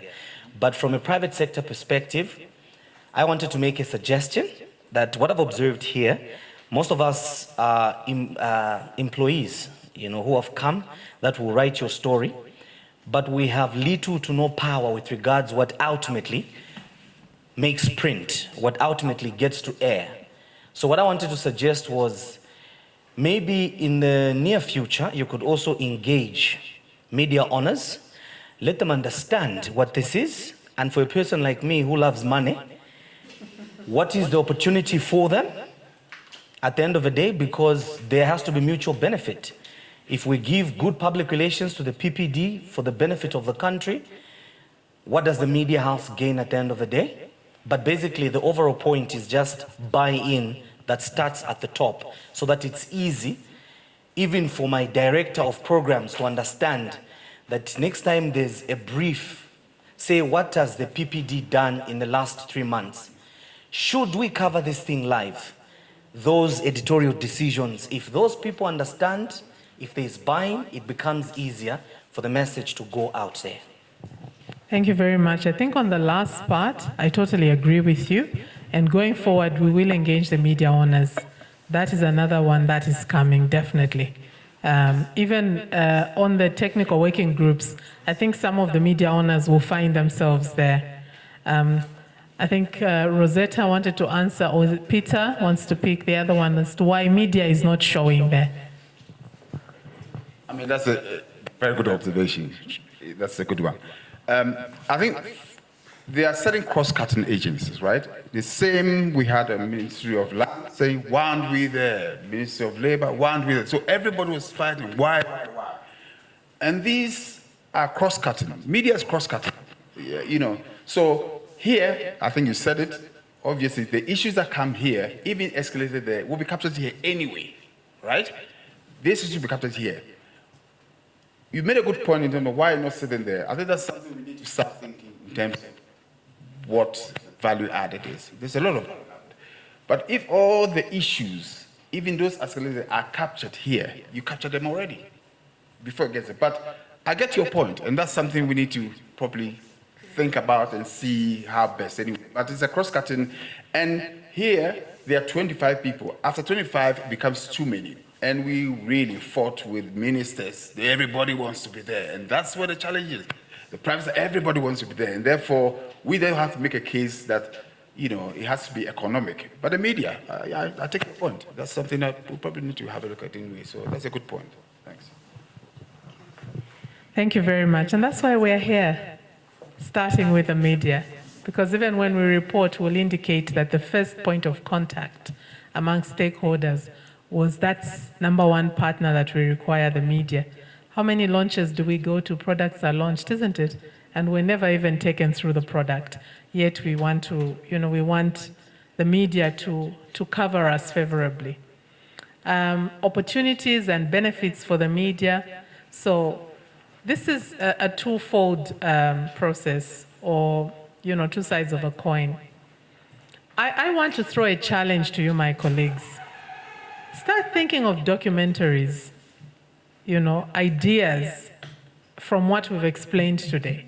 And come to PPD and say, look, we would like to shoot a story of, Zambia's business environment and the birth of the PPD. And this is our budget. We'll find partners, and that's an opportunity. And I've always said this, even in a lot of engagements with fellow colleagues, and some of you know, that sometimes we think that it's just the airtime that I should sell. But for us, we are looking for you now to start coming up with those ideas and those stories, current affairs programs that, are away from the main news. That you say, we want to anchor a PPD program as a radio station, as a TV station, as a print media house. And this is what we think the cost will be. And we have so many partners coming on board. It's not like money will just come from PPD alone. It could just be one other organization that will say, no, wait a minute, we as ABSA are interested in this. This is a great idea. And because we are a member of the Bankers Association of Zambia, who are a partner to the PPD, will take this one up. So really think through it. Very, very grateful that you raised the issues of opportunities and benefits. Thank you. Okay, so I would ask everyone to stand up. I think we've been seated for too long. Maybe we could just stand up. Let's put our phones away and stand away from our chairs. No pens, no paper, nothing. We just want, and let's stretch a bit. So we're going to do a very short exercise to just refresh our minds. I would like everyone to close their eyes. I've always realized there are people who are so scared to close their eyes. Huh? What are the issues? Huh? We close your eyes. People are refusing to close their eyes. Okay, so it's just a simple mind exercise. Close your eyes. Please don't open your eyes. I want you to write the PPD logo in your head. Silence, please. Please don't open your eyes to look at the logo and then write it whilst you've closed your eyes. Just write it in your head. PPD. Forum at the bottom, like the logo stands. Can we have silence, DG?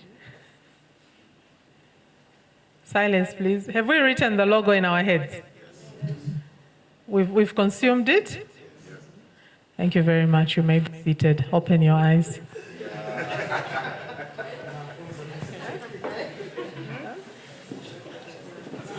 At least, isn't it?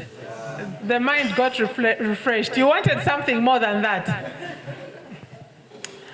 Okay, allow me now to call upon Mrs. Rosetta Chavala, our Deputy Director General, to make a presentation.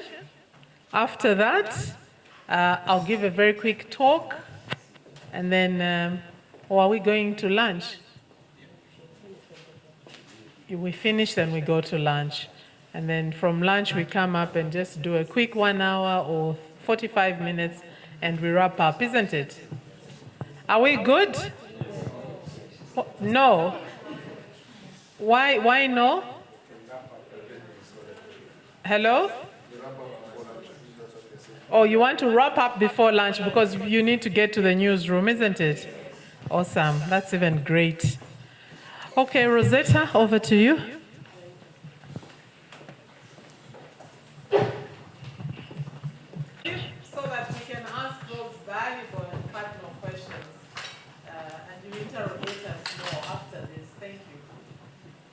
Thank you. Good afternoon. Yeah, quite a lot of questions here. I was telling my DG, let them ask all the questions so that afterwards we just go for lunch. So I'm going to talk about harnessing the private sector. And I'm going to explain why the focus on the private sector in my presentation. Just from the picture you can see, and I'm sure I got some questions, what is this? Basically, it's a working together.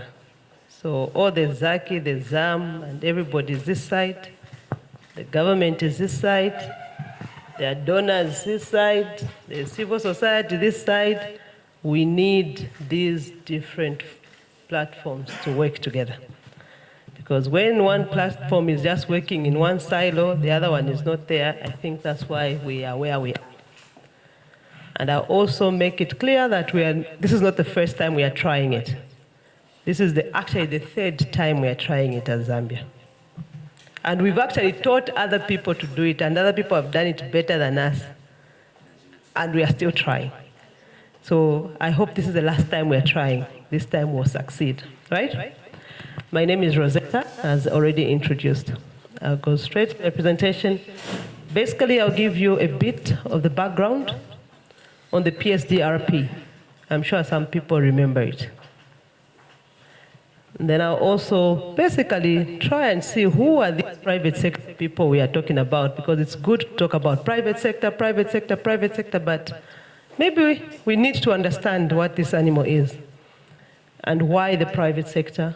Then challenges, some of which we articulated very well here. I think people need to start working in some of the industries because they already have the challenges that the private sector is facing. And then finally, we conclude on the case for PPD. So that is how the PSDRP program looked like. In 2004, we started out with what we called the Private Sector Development Reform Program. One, it had a PCU, basically a unit that coordinated it, similar to what we have set out as a secretariat. The only difference is that unit sat under the Ministry of Commerce, Trade and Industry. Don't know how many of you remember Kayula Siame. She was in that program, and then before she later became PS. So she was the coordinator for that program. And those are basically the priority areas that they selected. We are not even far from that. We are actually looking at almost the same issues we looked at in 2004. Because some of the issues, of course, we made a lot of progress. Some of the issues we have backslided.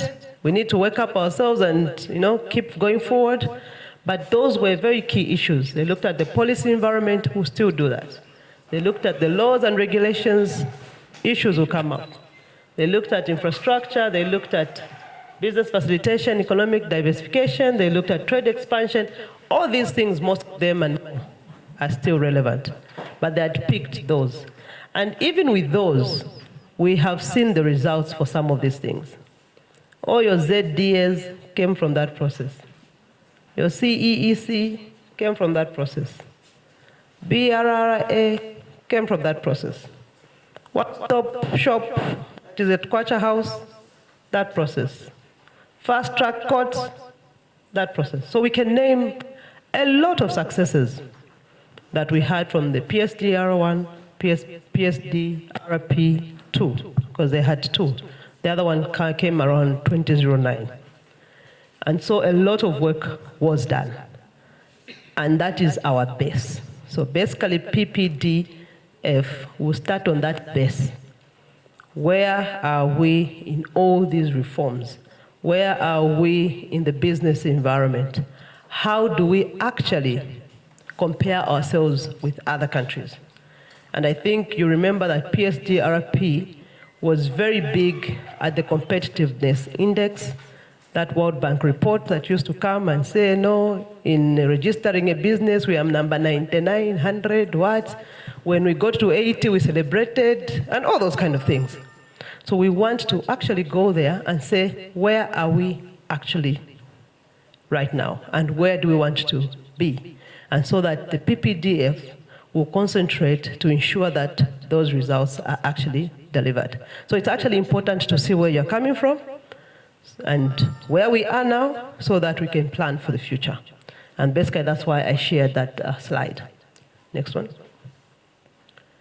So then who is the private sector? When I was thinking about that, I thought I should put them up, I should put whatever it is, and I said, maybe let's just list the sector. Broadly, anybody who is not government can be regarded as private, right? In a broader sense. So all your civil society, all the businesses for profit, even the cooperating partners, everybody else can be regarded as broadly the private sector. So these are the ones that are going to be at this side of the table and the government on the other side of the table. But more specifically, we're interested for those that are actually making money, those that are actually businesses and they're for profit, without necessarily saying that the civil society is not important, because they are also on the table to bring the different perspective that these people who are for profit will not see. The ones for profit, their eyes are on the ball to make money, right? But the civil society will tell us, no, wait a minute. While you're doing this, you're hurting the environment. While you're doing this, you're paying peanuts. While you're doing this, you're abusing the consumers.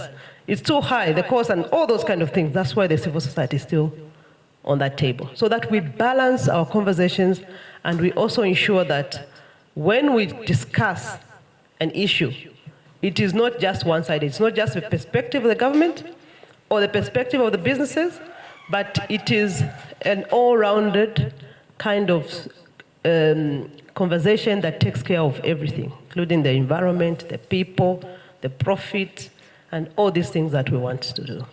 So now, let's look at who the private sector, and it's not conclusive. I wrote this from my head, so there might be sectors I've forgotten. But broadly there, we have manufacturers in this country, agro-processors, we've got the farmers, we've got all the other people that, the media is there actually, right? Yes. Because people are saying, where are we? Media is also a business, and it's also a sector on its own. So all these sectors, basically, especially from the private side of things, will be our key focus. And I'll explain why these will be our key focus. Because we believe that these guys are the ones who deliver what we are looking for. Whilst everybody can contribute, but these people that are there for business will deliver ultimately what the country is going to benefit and what the citizenry, ourselves as individuals, are going to benefit out of this whole process at the end. And of course, that other picture I was showing, that we want our industries to stop looking like that and start looking like this. That's what's called development, Steph. Green, you know, better things. That's what we are trying to see. So not NCZ looking like that, I want it looking like that. Next. So why the private sector now? I'll go into the meat of this discussion. Number one, the private sector brings capital, money on the table to invest. If there's no investment, there is nothing we're talking about, right? So people have to be willing, they have to take the risk to actually bring money here, or even our own money, for you to actually get even your salary to put in a business unless you believe in it. And unless you think it will make you a return, greater return than what you have put in. And that's basically what the private sector is bringing to the table. They have to actually see that we can go to Zambia, we can put our money in such and such a sector, and we'll actually make money because the environment is so good. Because it's actually easy to get a return, or it's actually possible. It's actually a place that your investment is safe. And the investment can only be safe if people are not pronouncing, today we've closed, tomorrow we've opened, tomorrow we've... So we need to create that environment. The second thing they bring to the table is expertise. They know better what to do. Government cannot do it. Of course, we've seen when government has been in business and what has happened. Most government parastatals have failed, right? We came from there, we privatized. A few things have worked well. I think they can be better. So they bring expertise, they bring technology, they bring the know-how, they're risk takers. We want them there. Those are the ingredients that comes with the private sector, even more for that list. But most importantly, it's the outcomes. When they bring their capital, when they bring their investments here, what are we looking out as a country? As a country, number one, most talked about economic growth. We need to see growth. We need to see expansion. Only when we see that expansion will the rest of us have more money in the pocket. We had 10 years of more money in the pocket. We still need that more money in the pocket. Wealth. We can't continue to share poverty. We need to start sharing wealth. So we want to see that. Jobs. A lot of our youths are out there. Why? Because the industrial base is still constrained. It's still very small. It's not an industrial base that can consume all of us as we graduate. The fraternity you come from, media, how many of your friends are still out there and they still don't get a job, even after training for 3 years? I don't know if you do 4 years for degrees, I don't know, but we need an expanded industry that will create jobs. Taxes. Government is broke. Government is looking for money. But government cannot milk a cow that has no milk. So the private sector needs to expand so they can pay more taxes.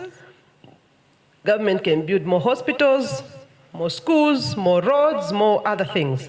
So we need to expand that tax base. And the tax base can only be expanded if there's a lot of activities in the economy happening at different points. People are working, they pay tax. You know, companies are working, they pay tax. People are trading, they pay tax. People are exporting and importing and whatever. We need to expand the points at which we collect those taxes for us to call ourselves prosperous. And of course, there are issues of trade. People need to export, people need to do a cross-border kind of businesses. So those are the things that we expect out of the private sector. But those are easier said than done. A lot of papers have written this, but to get there, we need to put in the effort ourselves so that we ensure that those things are happening. And that's part of why the PPD is there. So that we have a structured way of actually getting there, documenting these things, ensuring we're monitoring that it works, ensuring we're evaluating what we're doing, and somebody has to be in check to actually ensure that that is happening. Next. Challenges. These others I won't even go through because somebody already talked about the high cost of doing business. And I think he gave great examples of how this country has actually gotten itself to actually getting to that first challenge, the high cost of doing business. It's not just what he talked about. It's actually even I have actually myself, and I give that example, I tried a small business. And for the first time in my life, I actually appreciated what the SMEs talk about when they talk about the cost of doing business. Because as an SME, you are almost alone. You literally yourself have to go to a bank 3-4 times to open that account, to PACRA, to ZRA, it's only you in the company. In the meantime, you're looking for the customers. In the meantime, you're the accountant. In the meantime, you are the everything. And that's a very challenging process. And only when you go through it, you'll understand when the SMEs are saying it's too costly. Because the capital is mostly yours, your own savings. Nobody has put in money at that stage. And your little savings, instead of going direct in the business, it starts going into logistics, into paying compliance, into doing that. By the time you're done with that process, you actually don't have the money for the business. So really, we need to bring that cost down.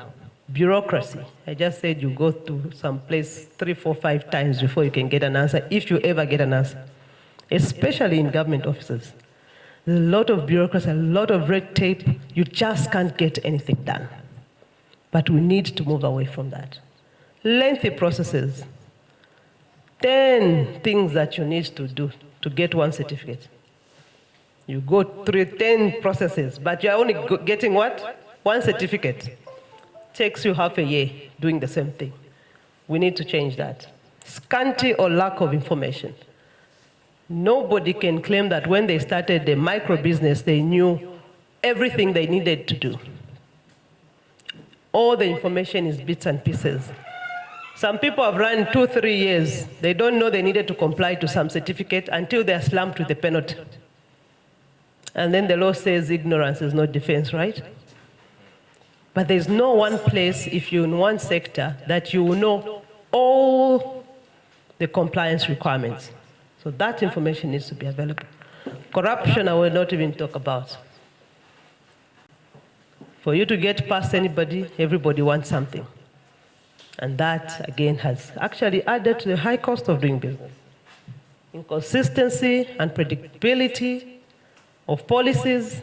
Today we say this, tomorrow we retreat, the other day we bring it back. That confuses the private sector. And even if somebody wanted to invest, they are not sure how long they are secured in that environment. So we need to make the environment a little bit more predictable, a little bit more consistent for that private investment to actually then say, okay, yes, if we are here for the next 5-10 years, we know what we have signed up for. But not after you invest, after 2 years, the law that you thought was so good is changed. That, I think, has brought us where we are. Lack of consultation. That's where the heart of the PPD is. Somebody claimed that no, government has been consulting and the private sector has been consulting. But we are still talking about these challenges. We shouldn't. If the consultation has been that effective, these challenges would not have been there. So we do need to actually ensure that all the pieces, all the players are talking to each other, we are on the same page, we are agreeing to what we are doing so that nobody comes back and say, I was not consulted. Or have you seen this government?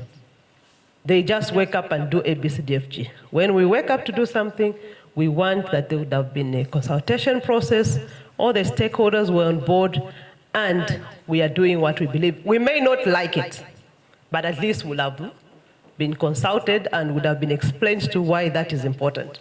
So again, we shouldn't mix the fact that when you're consulted, it has to be only what you said, because other facts on the table may say that you are wrong, or may say that your way is not as effective as any other way that is being suggested on the table.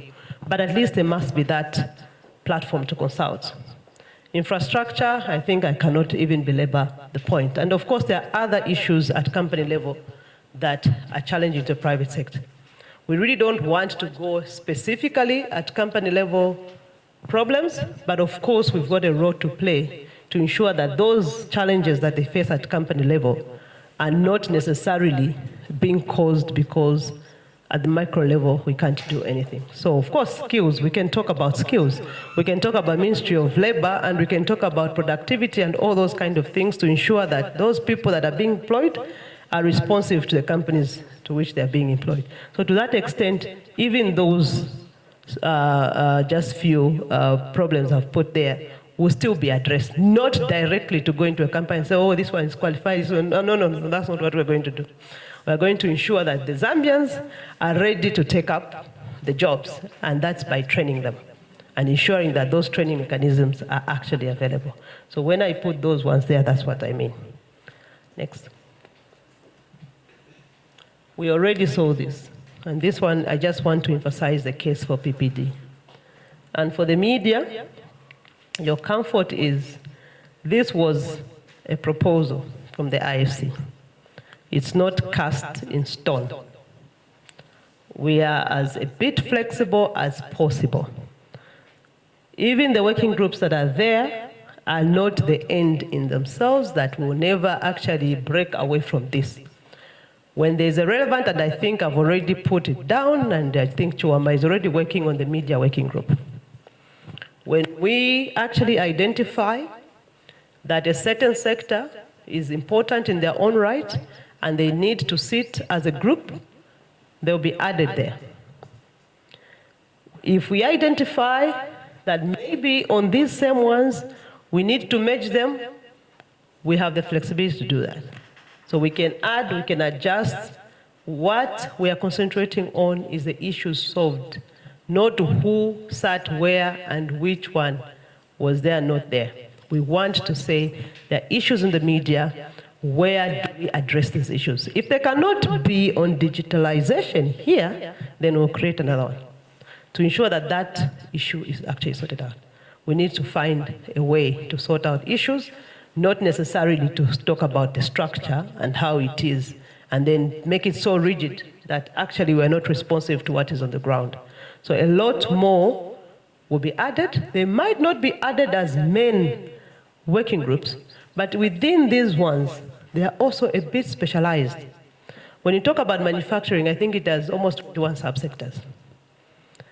You can't talk to an agro-processor the same thing you can go and talk to somebody in steel, or they say the problems might start differing right there.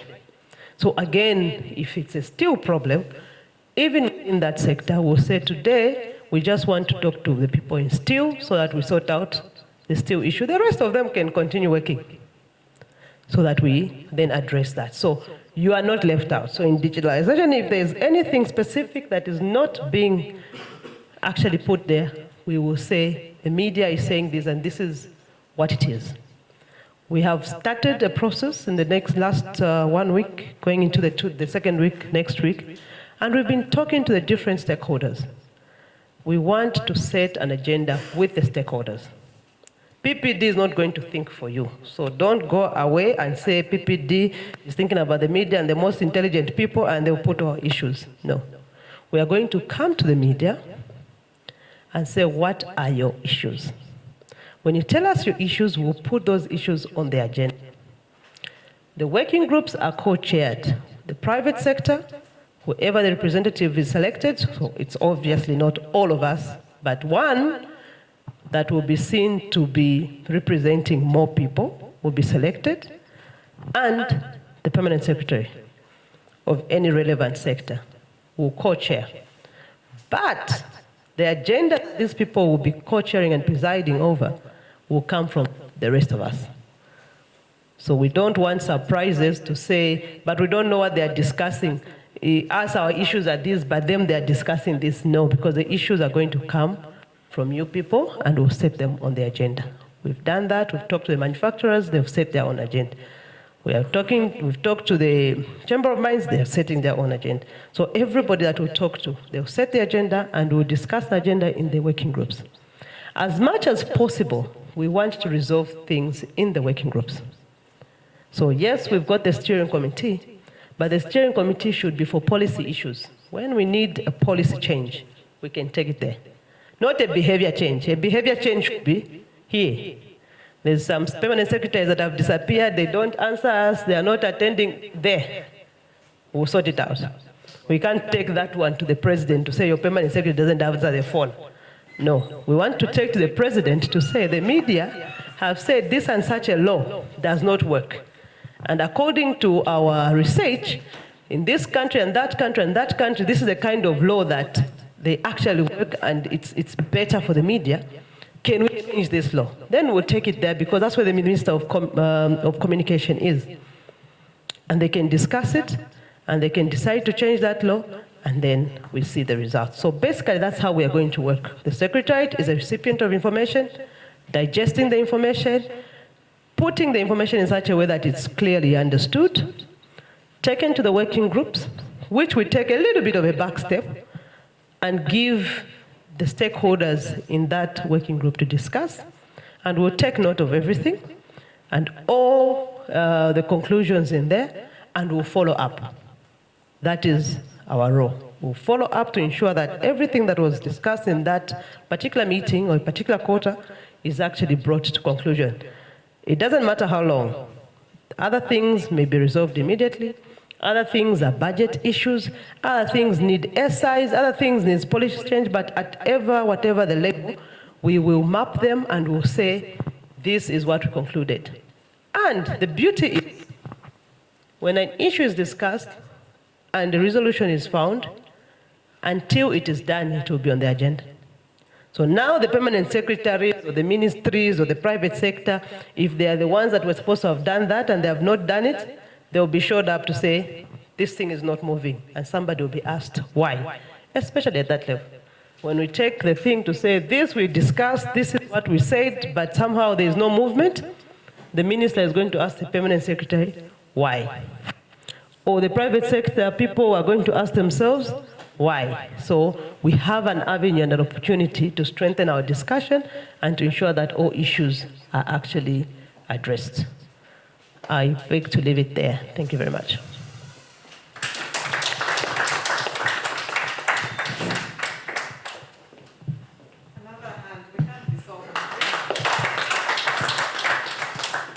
Thank you very much. Do we have any questions for Mrs. Chabala? Or was she very clear? Any takeaways, any comments, maybe not questions? Great, there's a hand up there. Fantastic.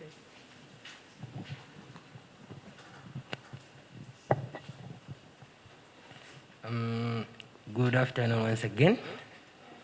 Yeah, I think from the presentation that Madam Chavala, is it Chavala? Yeah, was presenting, I think there's where she made a statement which did not convince me enough when she said, yes, parastatals in Zambia proved to have failed. And then she made a statement saying the private sector worked on that one. So I really want to be convinced, how has the private sector worked? Because, like, for example, in Zambia, when we had parastatals, we had industries in Zambia where, for example, we used to assemble vehicles, we used to assemble bicycles, and then there was capillary grass, there was nitrogen chemicals, you know, a number, there was Mlungushi textiles, but since privatization, we don't have industries in Zambia. So when you talk about the private sector correcting the situation, convince me, you know. And then you also talked about, you stressed the need to reduce the cost of doing business. And then I've been hearing about this song played over and over. So are you also singing this song about reducing the cost of doing business? Really, how can we achieve having an environment where the cost of doing business can sustain the SMEs? Thank you. Thank you very much, Rosetta. Maybe the microphone will come to you. I know you're going to talk about the cost of reducing. Jacqueline, because you've already given half the answer on the cost of doing business. It is a moving target, actually. When you say the cost, it's actually a moving target. It, I think, is a very live conversation that you need to have. At every particular point, it will really never be good enough, but you have to continuously work that at the point you are and the environment in which you are, things actually make sense. So even 10 years ago, we talked about cost of doing business. The cost was actually, obviously, completely different with the cost that we have now, looking at the expansion and everything else. But it's not a song, and I think that's why the effort to ensure that we can document these things, we can look at where we are doing well, and where we are not doing well, we can do a few things to correct that. So it might sound like a song, but I think it's a song that is going to be with us forever, actually. Because, you know, I have a joke to say sometimes even when you give people something for free, they'll still negotiate. So businesses want to have almost for nothing. And I'm in business myself. You want to have as minimal as possible costs. Sometimes it may be not necessarily possible, because then, of course, the government also will not have enough money to then give us the services if we all paid nothing. But suffice to say that we have to continuously improve. There's a question on private sector versus parastatals. The private sector doesn't invest where they think they will not get money. Some of the sectors that have failed have been on the premise of either the laws we have or maybe there is no market, or even globally, sometimes you find that the laws or the rules of the game do not actually favor us doing it here. And sometimes the same cost of doing business we're talking about has been why some sectors have not thrived. So you talk about batteries, everything that was highly subsidized by government. It actually chewed a lot of money, by the way, because those things were operational even at loss making. A lot of companies that were parastatals were loss making. I had a privilege to go and run one of them that was quasi-parastatal, which is Zamefa. Luckily, it started with a partnership. There was private investment there, the government had something, and there was diversification, and then it was purely private sector. It's still standing. So even the way we structured some of those things might be the result of where we are today. So a lot of companies at 1991, 1992 were completely shells of themselves that private sector could not go into. And a lot of them just closed. You wonder why nobody picked up. And some of the assets are still there. We talk about Mlongoshi Textiles today. What is wrong with it? It's simply because the rules of origin in the textile sector does not actually favor production of textile in Zambia or this side of the continent. Bangladesh and them are better and are more efficient. I mean, China and all, they've got economies of scale, and even if we tried, we might not. So you don't see private sector going to some of those sectors. So again, we have to revisit and say, which sectors do we really have a comparative advantage, a competitive advantage, and we can take them forward.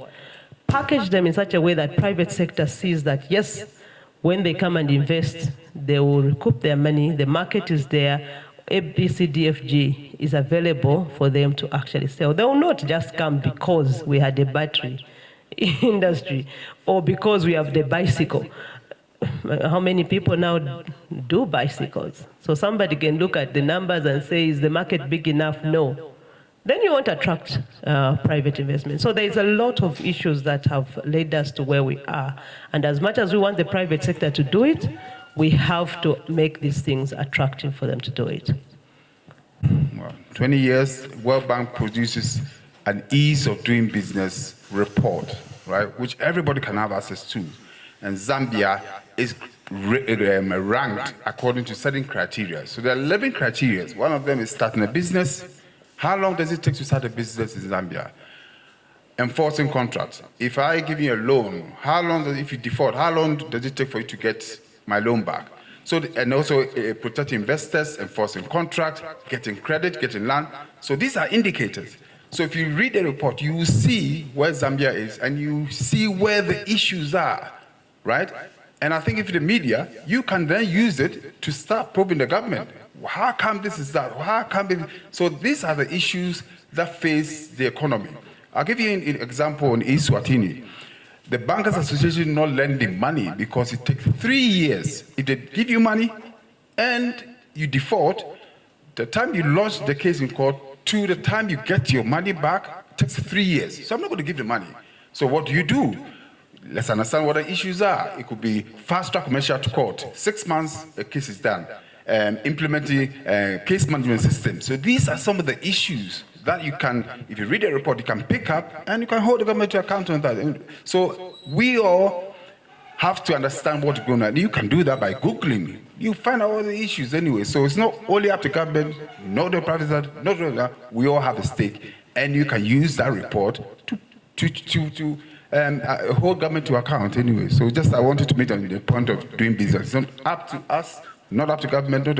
We all have the information there. There's no excuse now. Fingertip, the information is there. You can pick it up and hold government to account. Thanks. Thank you. Yes, Andrew. Just to add on, I think that question on the state enterprises, on the private sector, they're talking about whether they're making profits or not making profits and so on. I think relating to this workshop, and I'll go back to our director media and communications, again, as media, why can't those questions be asked about state-owned enterprises? I don't know, when did we last see the financials or the accounts of any state-owned enterprise? Private companies, Madam Chabala, the company she was referring to, Zamefa, it's listed on the stock exchange. I subscribe. They actually send financial reports, audited financials every 6 months. Zamba breweries, they publish their accounts in the newspapers. But the banks, every 6 months, every quarter, they publish accounts. But when did we last see accounts of a state-owned enterprise? But I've never heard anyone, maybe you have, but anyone in the media ask those questions. But unfortunately, come and ask us. It's a wrong platform. Go and ask those things in the press. Look at the accounts of ZESCO. Look at the accounts of IDC. Look at the accounts of Zamtel. These are the things that are hitting taxes. They need reform, maybe. We don't know. But ask those questions, as our director said. This media, research, and raise those questions. Ask those questions. Peter's talked about it in the working groups. Raise those questions. But we're the wrong people to ask those questions, unfortunately. Thank you very much, Andrew, Peter, Rosetta, and the rest of the team. I know we've had a number of presentations, excellent as they are. And I thought that instead of making a media presentation to my colleagues that I write with and broadcast with, I'd rather just give a very short talk on development reporting.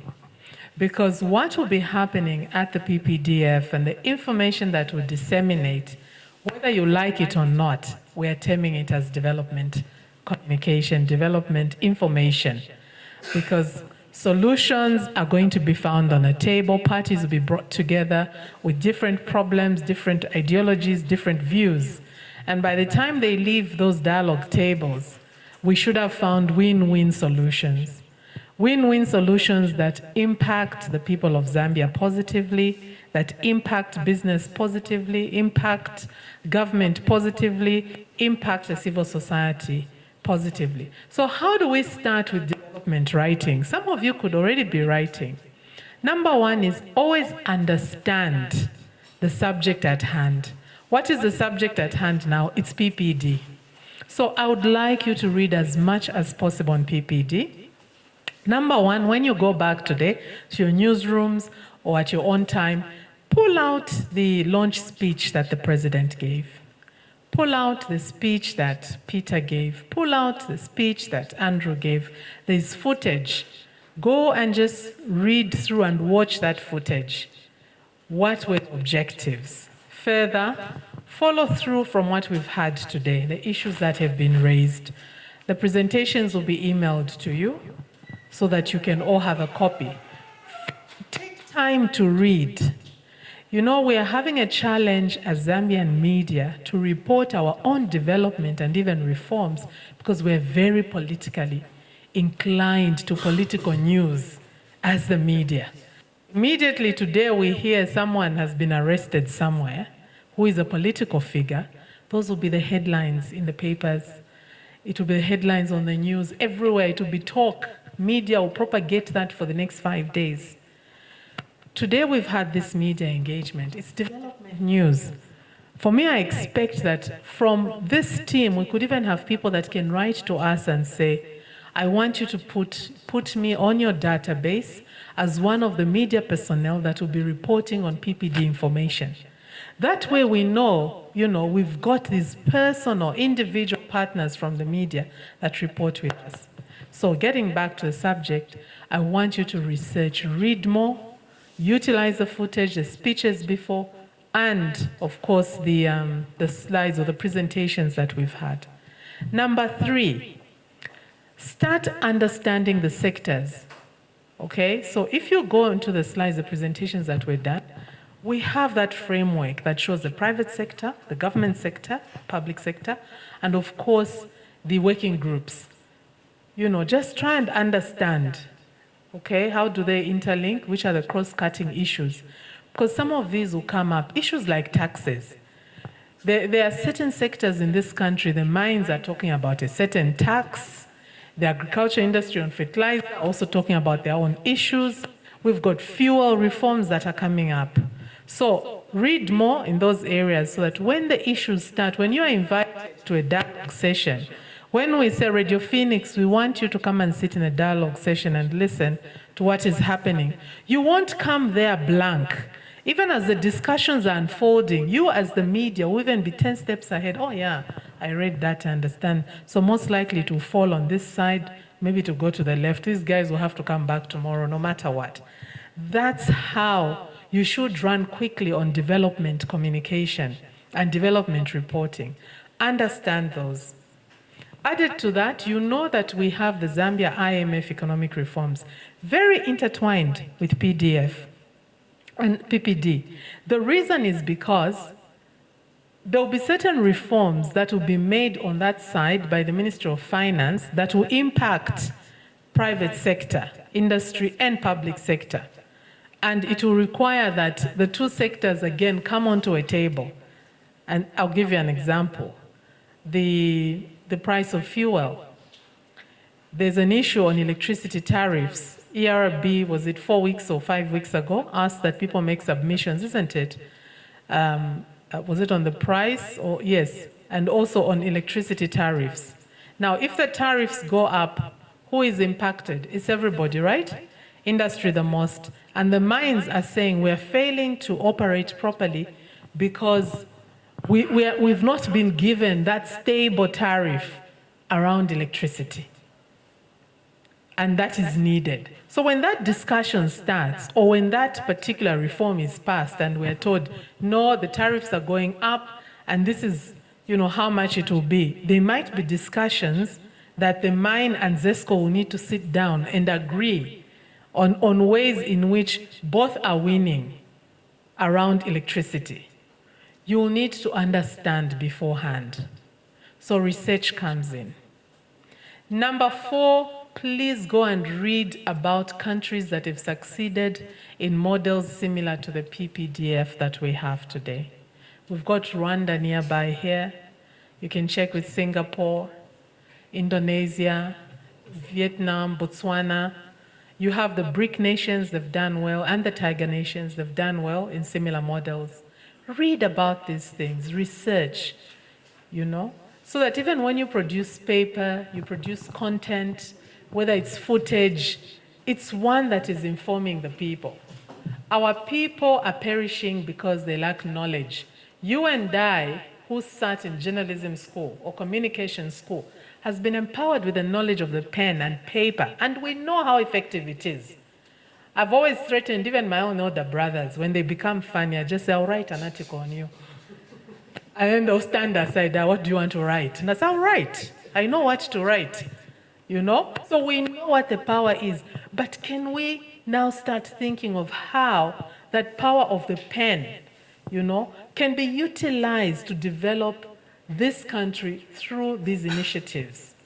There's so much going on around reforms. Everybody's crying, people are not communicating, people are just talking, we don't know what's happening. Look at CDF issues. We don't know where to get the CDF funds. Where is the form? We went to the councillor. No, PACRA is not registering cooperatives. So many issues. You and I have an opportunity to work in the ministry, in the local government, and say, look, here's a program we want to educate. I know some of your media houses are running these programs. So mine is very short, and I just wanted to share that and say, let's read and be factual. The reason we have to do this early on is because we are going to have people that will shoot PPDF down because they don't understand, because they are politicians, and because we are all seemingly thriving just based on negative news. And we want that when trouble or when problems are brought to the table, yes, report those negative problems too. If I'm a local investor and I have a problem, I feel, why should a foreign investor be given a tax break of 5 years and I can't be given that tax break when we are both putting in the same money? Report about it. But after that, follow up and find out, after the dialogue, what was the solution? Was I, as a local investor as well, given that tax break? If not, was the other tax break cancelled so that, the field is leveled? We're able to compete favorably. So So those are the issues. Let's not have one-sided reporting. In development communication and reporting, some of you know, we don't allow one-sided reports. That's why they always say, if you're going to go to war, one mind tracked, you're definitely going to die. You know, even as a journalist, if you're going to go to war and all you do is just report on who's killing the other, most likely your stories won't go far. You know, so I think let's start working around that. And I also want to let you know that once our offices are set up, we'll announce where we are. Our doors will be very open to the media. We'll give you information as factual as it is. If we can't comment on something, we'll tell you we can't and when we can do that. But we want a partnership where if PPD is in Livingstone tomorrow, we know that the media is with us in Livingstone. Not just media based in Livingstone, but also Lusaka-based media. If PPD is in Northwestern, we're at Lumwana, we want the media with us. And when a decision has failed to take off, we want you to report and say they could not arrive at a decision based on the following. Not one-sided information. They did not listen to the public. They did not listen to the private sector. Government is a dictator, this and that. No. Really, we want factual and balanced information. And if it means you breaking some doors and some walls to get the right information, please do that. Come and break a window at the PPDF office. So I wish you well, and at this moment, I'm going to ask our Director General, Mr. Chipwende, to come and close the engagement. And just indicate to you that for those of you that have one-on-one interviews that you would like to have either with Peter, Andrew, or Rosetta, or myself, we can do that as we go for lunch out there. Thank you very much.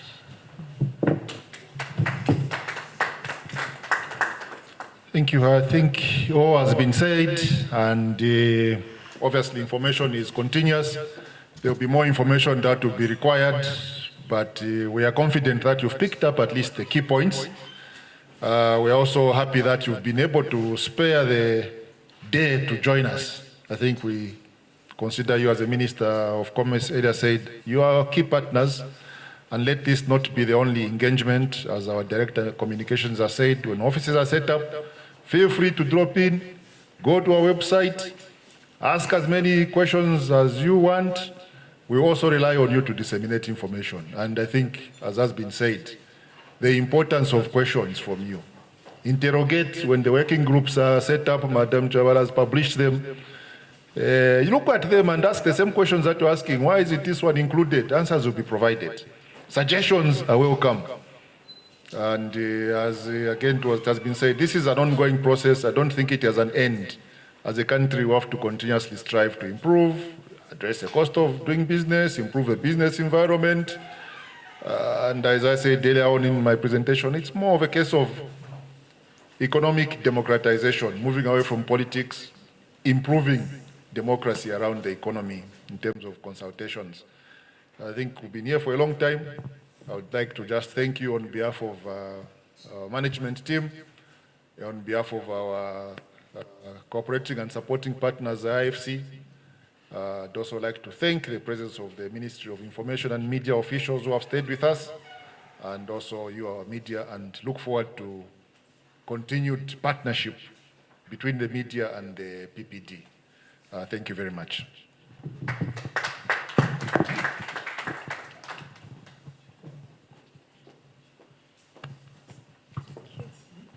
Thank you very much. Lunch is served in the Jacaranda restaurant on the other side of the hotel, on my right-hand side. That's actually the main restaurant of the hotel. So make sure you have your coupon. You can have lunch. If there are any who want an interview, please feel free to request for one or any clarification. Thank you very much. Please make sure if you didn't register in the register book, the registry book outside, please append your